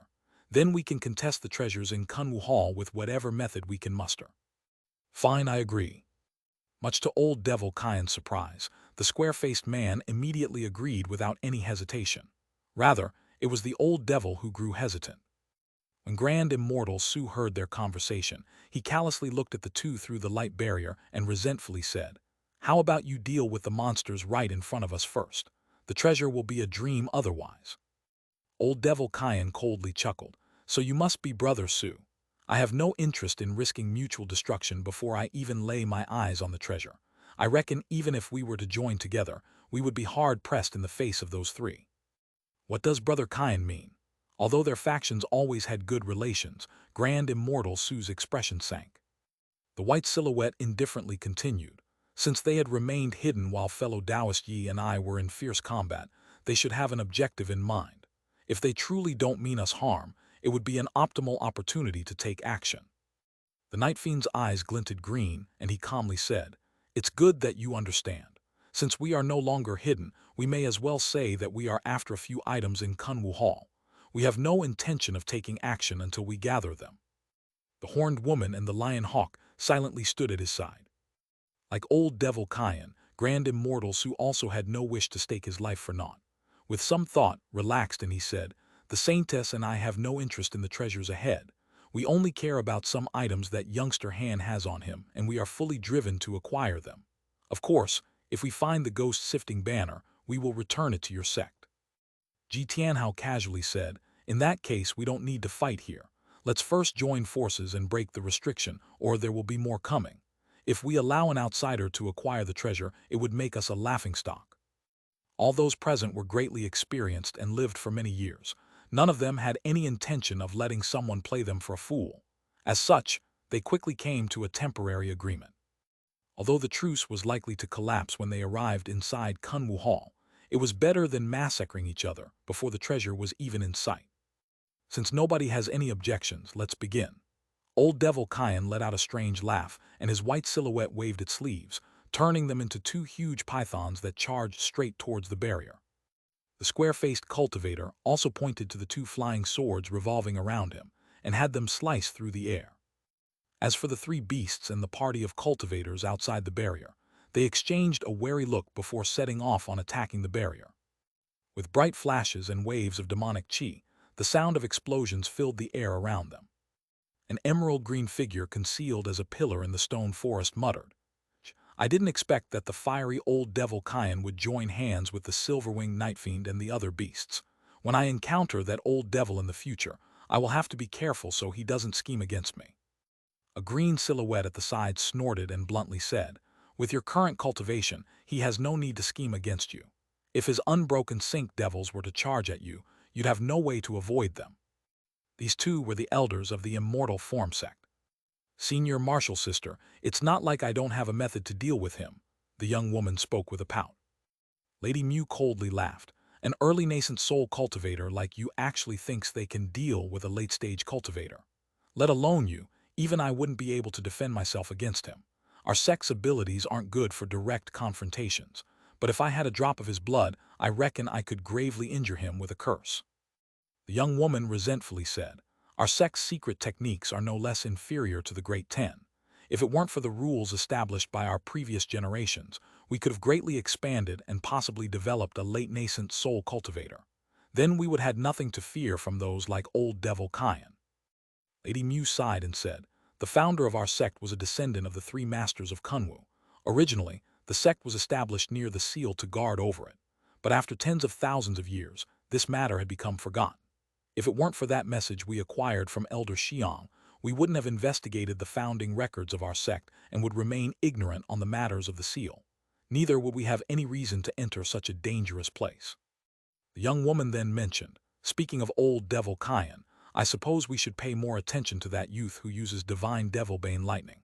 He has a fan of great power and forced even a late nascent soul cultivator to withdraw. If it's used inside the seal, its might should be even greater. It is without a doubt a replica of the illustrious Seven Flame fan. Definitely is a replica, but I can't say if it is that of the Seven Flame fan. His appearance is unfamiliar, but he possesses great power and the ability to use lightning movement. He is certainly unordinary. However, he doesn't seem to be from the Great Jinn, nor is he affiliated with the Yi clan. No matter, we don't need to pay him much heed. More importantly, Elder Xiang should have long entered the mountain, Lady Mu puzzlingly said. Why hasn't he appeared to block them yet? Some one of his abilities should be able to easily restrain them. The young woman hesitantly said, perhaps Senior had other important areas to deal with, like the devil-suppressing pagoda. That place is of utmost importance. Lady Mu gloomily shook her head. Impossible. The devil-suppressing pagoda might be the formation core of the mountain seal, but to reinforce it, he would first need to acquire the Dragon Call crest from Kunwu Hall. Given how powerful Senior Xiang is, why wouldn't he head here first? Does Senior Martial's sister mean to say that something happened to Senior Xiang? With his cultivation, there couldn't be anyone in this world that could harm him. Could someone have trapped him? The young woman's face paled when she finished speaking. Lady Mu's expression shifted, but she forced a smile. That isn't very likely. The first few restrictions were already destroyed. If he was trapped, he should have already been broken free. It must be that there actually is something that has delayed him from entering the mountain. I hope that's the case. Anyways, we'll still have to follow behind these people and see if we can acquire the Dragon Call crest first. Apart from that, only the Heaven Crystal Steel would be able to strengthen the seal, but our ancestors hadn't passed its location on to us. If we had it, we wouldn't need to take the risk of following them. The young woman finished her words with a trace of resentment. You should know that the Heaven Crystal Steel was only planned as a backup. Its whereabouts were only passed down by a line of the Kunwu elders' descendants. In fear that something would happen to those possessing this information, they created another method to control the mountain seal. It was said that the steel was concealed in an unexpected place, and those who knew would be able to find it. With a hidden and open method prepared, the ancient cultivators had clearly put much effort into this restriction. The young woman frowned. What were the three masters of Kunwu thinking? To leave behind such a great disaster for us.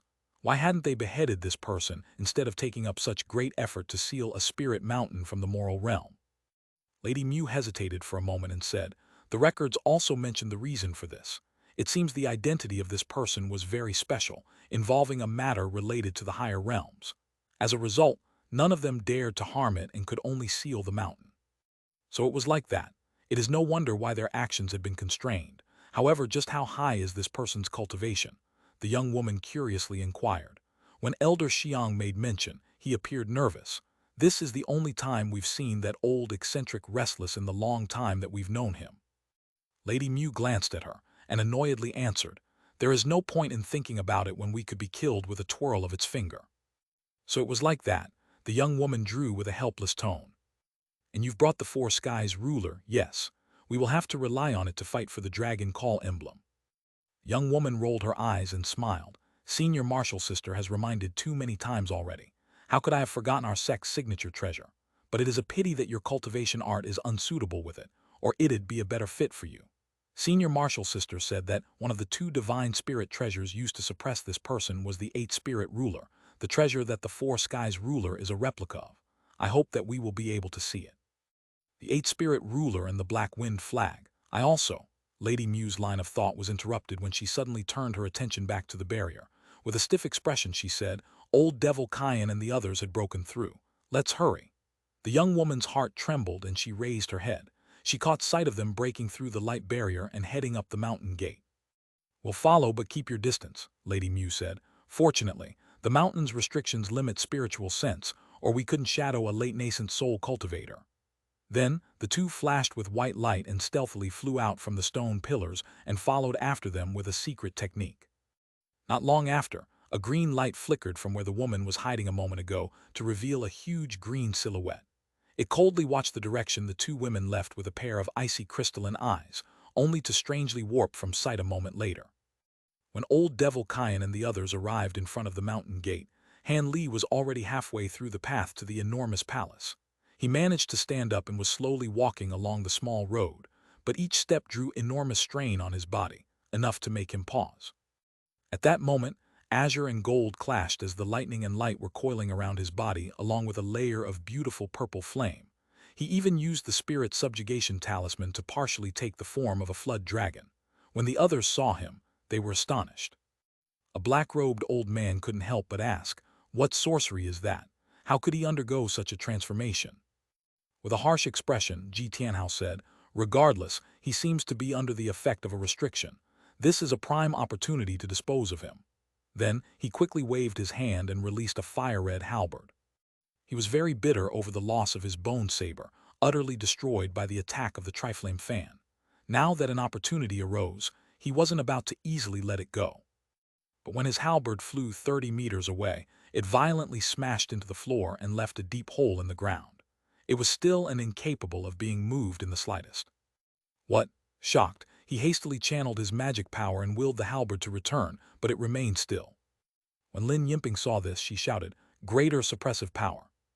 The silver-winged night fiend glanced at the trees to either side and indifferently said, "Rather, it's gold-weight gravity.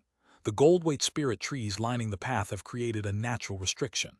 Anyone that steps into its range will have an immense force pull down on their body, rendering them immobile." "Then how is that youngster Han moving?" Grand Immortal Su coldly laughed and took a glance at Han Li's rear figure. The silver-winged night fiend glanced at him and scoffed. "Are you ignoring his transformation? In his current form, his cultivation is raised by nearly half. With cultivation at the peak of mid-nascent soul stage and the divine devil-bane lightning and those purple ice flames, he is displaying great power. If you were to proceed, I suspect you wouldn't handle the weight nearly as long as him." Expressionless Grand Immortal Su asked, "Is that so? From your tone, I see that you're quite familiar with that youth Han. Do you recognize him?" "It doesn't matter, there is no relation between us." The silver-winged night fiend smiled in response to his probing. Grand Immortal Su's bearing remained indifferent, but the response angered him greatly. He frowned and said, "Aren't those gold-weight spirit trees? The ancient tree also known as treasure-fall trees. They've long been extinct in the outside world, and it was said that metal attribute treasures are completely restrained by them. It is no wonder your halberd had fallen to the ground. Furthermore, the tree has an innate gravitational power that even spiritual sense cannot detect. Letter 1D487, letter 1D667, letter 1D65A, letter 1D4E, letter 1D66C, letter 1D65A. Letter 1D4EC, letter 1D664, letter 1D4F6. The square-faced cultivator solemnly said, "So it was like that. The trees release a harsh gravitational power that can be superimposed to increase the pressure severalfold. From the sheer number of them and the dense groups, I fear we'll be under the effects of 5 simultaneously as we march forward. I don't know about any of you, but I know my body wouldn't be able to support such pressure. I'm not sure myself, so I'll be giving it a try." When Lin Yimping saw Han Li's figure slowly treading forward, her expression dropped and she slapped a spirit beast pouch at her waist, releasing a strange lizard. It was covered in dense scales and had a pair of wings that consisted of thick flesh. "Go!" Lin Yimping shouted and pointed at Han Li in the distance. The serpent promptly covered itself in a layer of yellow light before shooting through the mountain gate. Under everyone's watchful eyes, the winged lizard flew for 40 meters before crashing down right next to the halberd. However, the lizard was extremely tenacious and through sheer force managed to struggle itself off the ground with its legs. At the same time, it flapped its wings with all its might in an attempt to fly. When she saw this, a trace of happiness was betrayed from her face. However, this soon disappeared with a muffled explosion. The serpent had ruptured, its flesh turned into mincemeat. Lin Yimping's complexion paled with disbelief. "How is that possible? Is the pressure truly so fierce? What did he do to withstand a pressure that even my lizard couldn't endure?" "Don't dwell on it," old Devil Kyan calmly said. "I'm able to sense a faint demonic chi from his body. He used a secret technique of some sort to temporarily possess the strength of a demon beast. That is what caused his body to become unreasonably durable. However, it is clear that his abilities are quite outstanding as well. Without any magic treasures, he is using 3 different kinds of power, a feat that I am not capable of." With his words, Lin Yimping came to a sudden understanding. With such techniques, he must have much understanding of heretical Taos. "Enough gibberish," The horned woman impatiently chided. Keep on speaking and he'll already be inside Kunwu Hall. Her voice sounded as harsh and unpleasant as a broken gong. Don't worry, Grand Immortal Su calmly said. The hall's restrictions aren't limited to the road. There will certainly be more formidable ones waiting for him. Since we know about the tree's origins, it shouldn't be very difficult to break through. So long as we use magic treasures void of metal attribute materials, we should be able to easily break through. Is it so simple? The horned woman doubtfully said. The gold weight pressure is only effective on someone who is caught off guard. It shouldn't matter to us, Grand Immortal Su said. He raised his arm and released a small yellow sword, striking at the nearest tree without reservation. A huge boom sounded out and faint gold flashed from the trees around them. The flying sword left behind a gash, but it was nowhere close to cutting down the tree. Ye, Grand Immortal Su yelped in surprise. It seems that fellow Taoist Su has forgotten that the gold-weight spirit trees were as hard as metal to begin with, and with countless years of nourishment from Kunwu Mountain spiritual qi, they are beyond what should be expected. I fear that destroying these trees won't be an easy task and will take us quite a while. Let's attack them together. After Old Devil Kyan finished, his huge white silhouette opened its mouth and spat out a white crystal orb. As it spun in the air, it smashed against one of the huge trees. Ji Tianhao and the others exchanged a quick glance before taking out various wood and jade treasures and striking at the trees to either side of them. For a time, various colored light brilliantly flared, bringing down several trees from either side. Unbeknownst to them, when the three beasts saw them cutting down the trees, they inwardly rejoiced. Although they spat out their own treasures and joined in, their attacks had minimal effect. However, the great force used managed to cleverly mask this, and the cultivators were none the wiser. As Han Li strenuously made his way forward, Silvermoon sighed and said, "How foolish! I didn't expect that these cultivators would chop down the gold-weight spirit trees." Han Li indifferently replied, "It is no wonder Old Devil Kyan is so negligent. After all, they don't have eyes like mine. I was able to see through the core of each of these trees and noticed the devilward talismans inscribed inside. If you hadn't warned me, I wouldn't have noticed anything strange. Who would have thought that the ancients would have carved a talisman inside a tree?"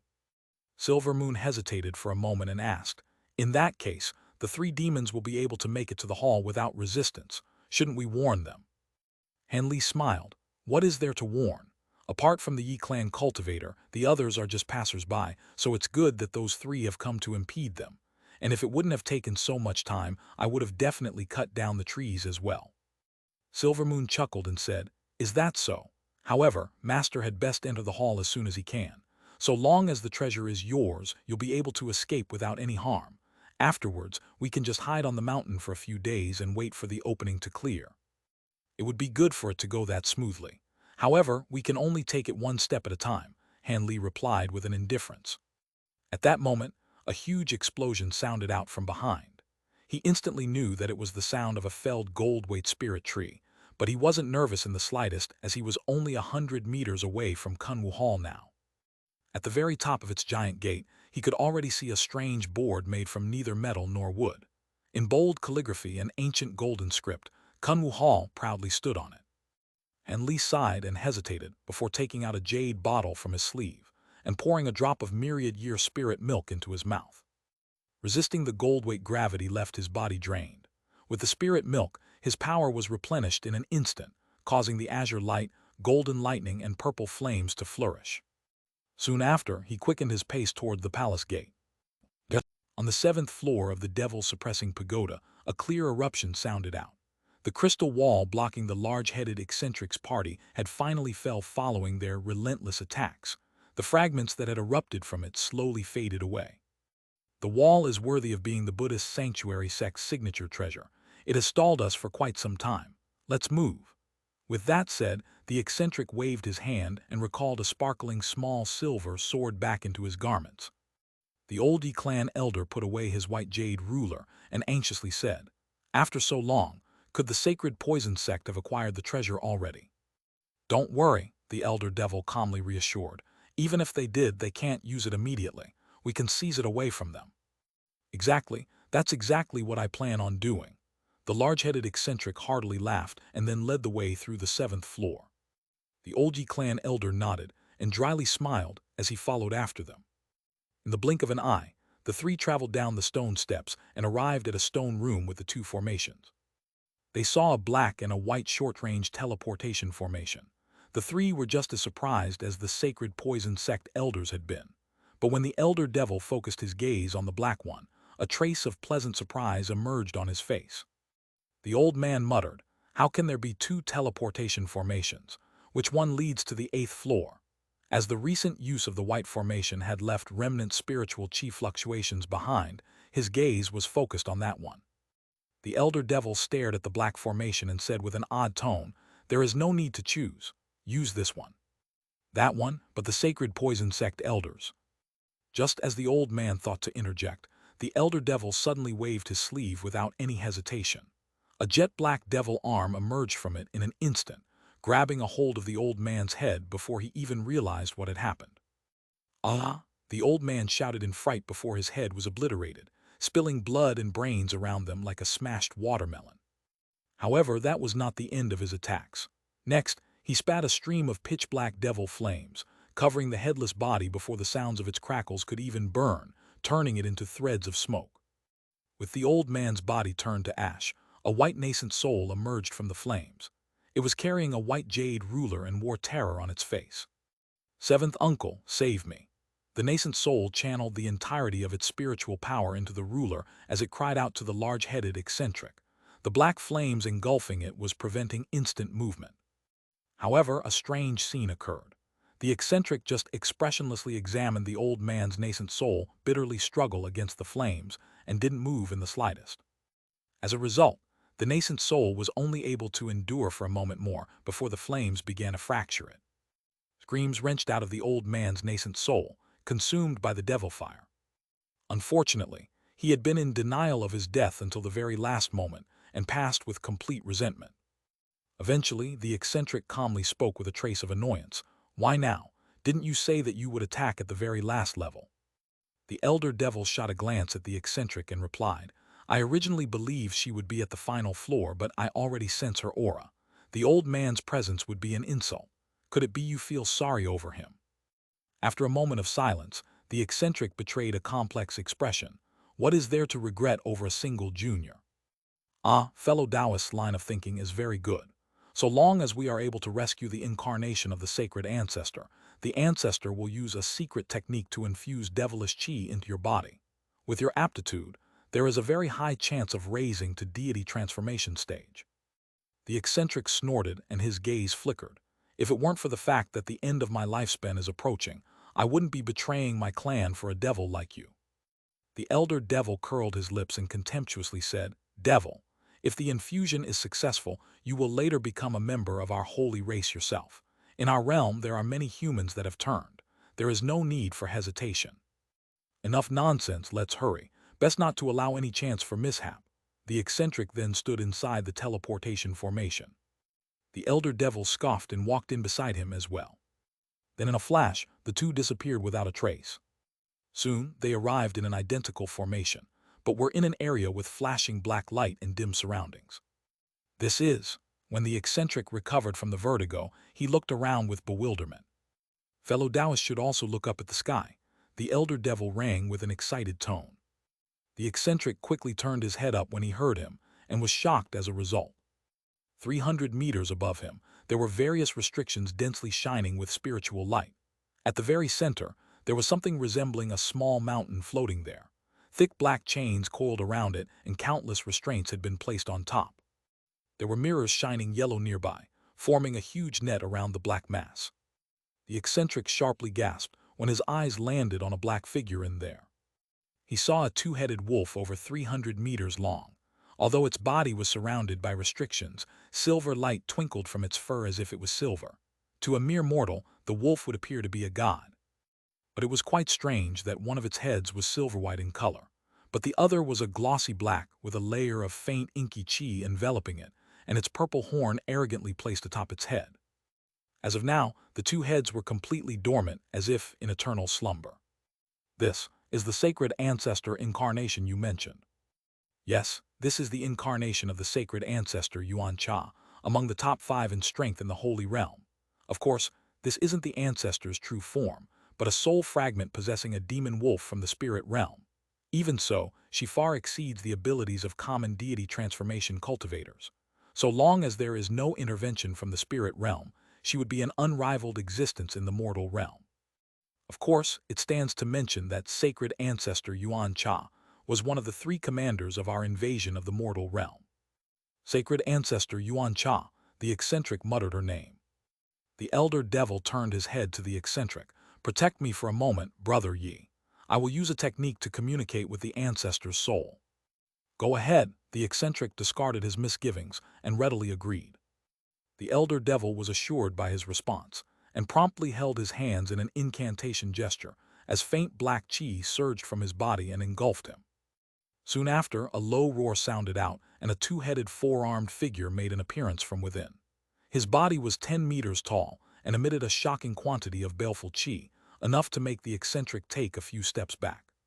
Closely after, the elder devil let out a gloomy incantation, and his four-scaled arms formed a spell gesture, causing the black chi to shift around him like a devil god. The eccentric carefully watched his surroundings, before focusing his gaze on the two-headed wolf. After the time it took to finish a cup of tea, the elder devil ceased his incantations and spat out a ball of black-red blood essence. At that same moment, he raised his arms and released 4 black spell seals into it. The blood essence took the shape of some strange pattern before disappearing. In a short moment, the blood pattern curiously warped in front of the black wolf head, and the horn flashed with light. Then, the head's eyes began to stir and slowly opened to reveal dazzling purple light. It was as if it had 2 blazing stars for eyes. Unbeknownst to them both, at this same moment, a silver box shined inside the palace in a nearby sealed space. It seemed to have been awakened. Above it, there was a half-foot-tall emerald-green ruler slowly revolving in the air. It emitted a spiritual light that covered the box down below.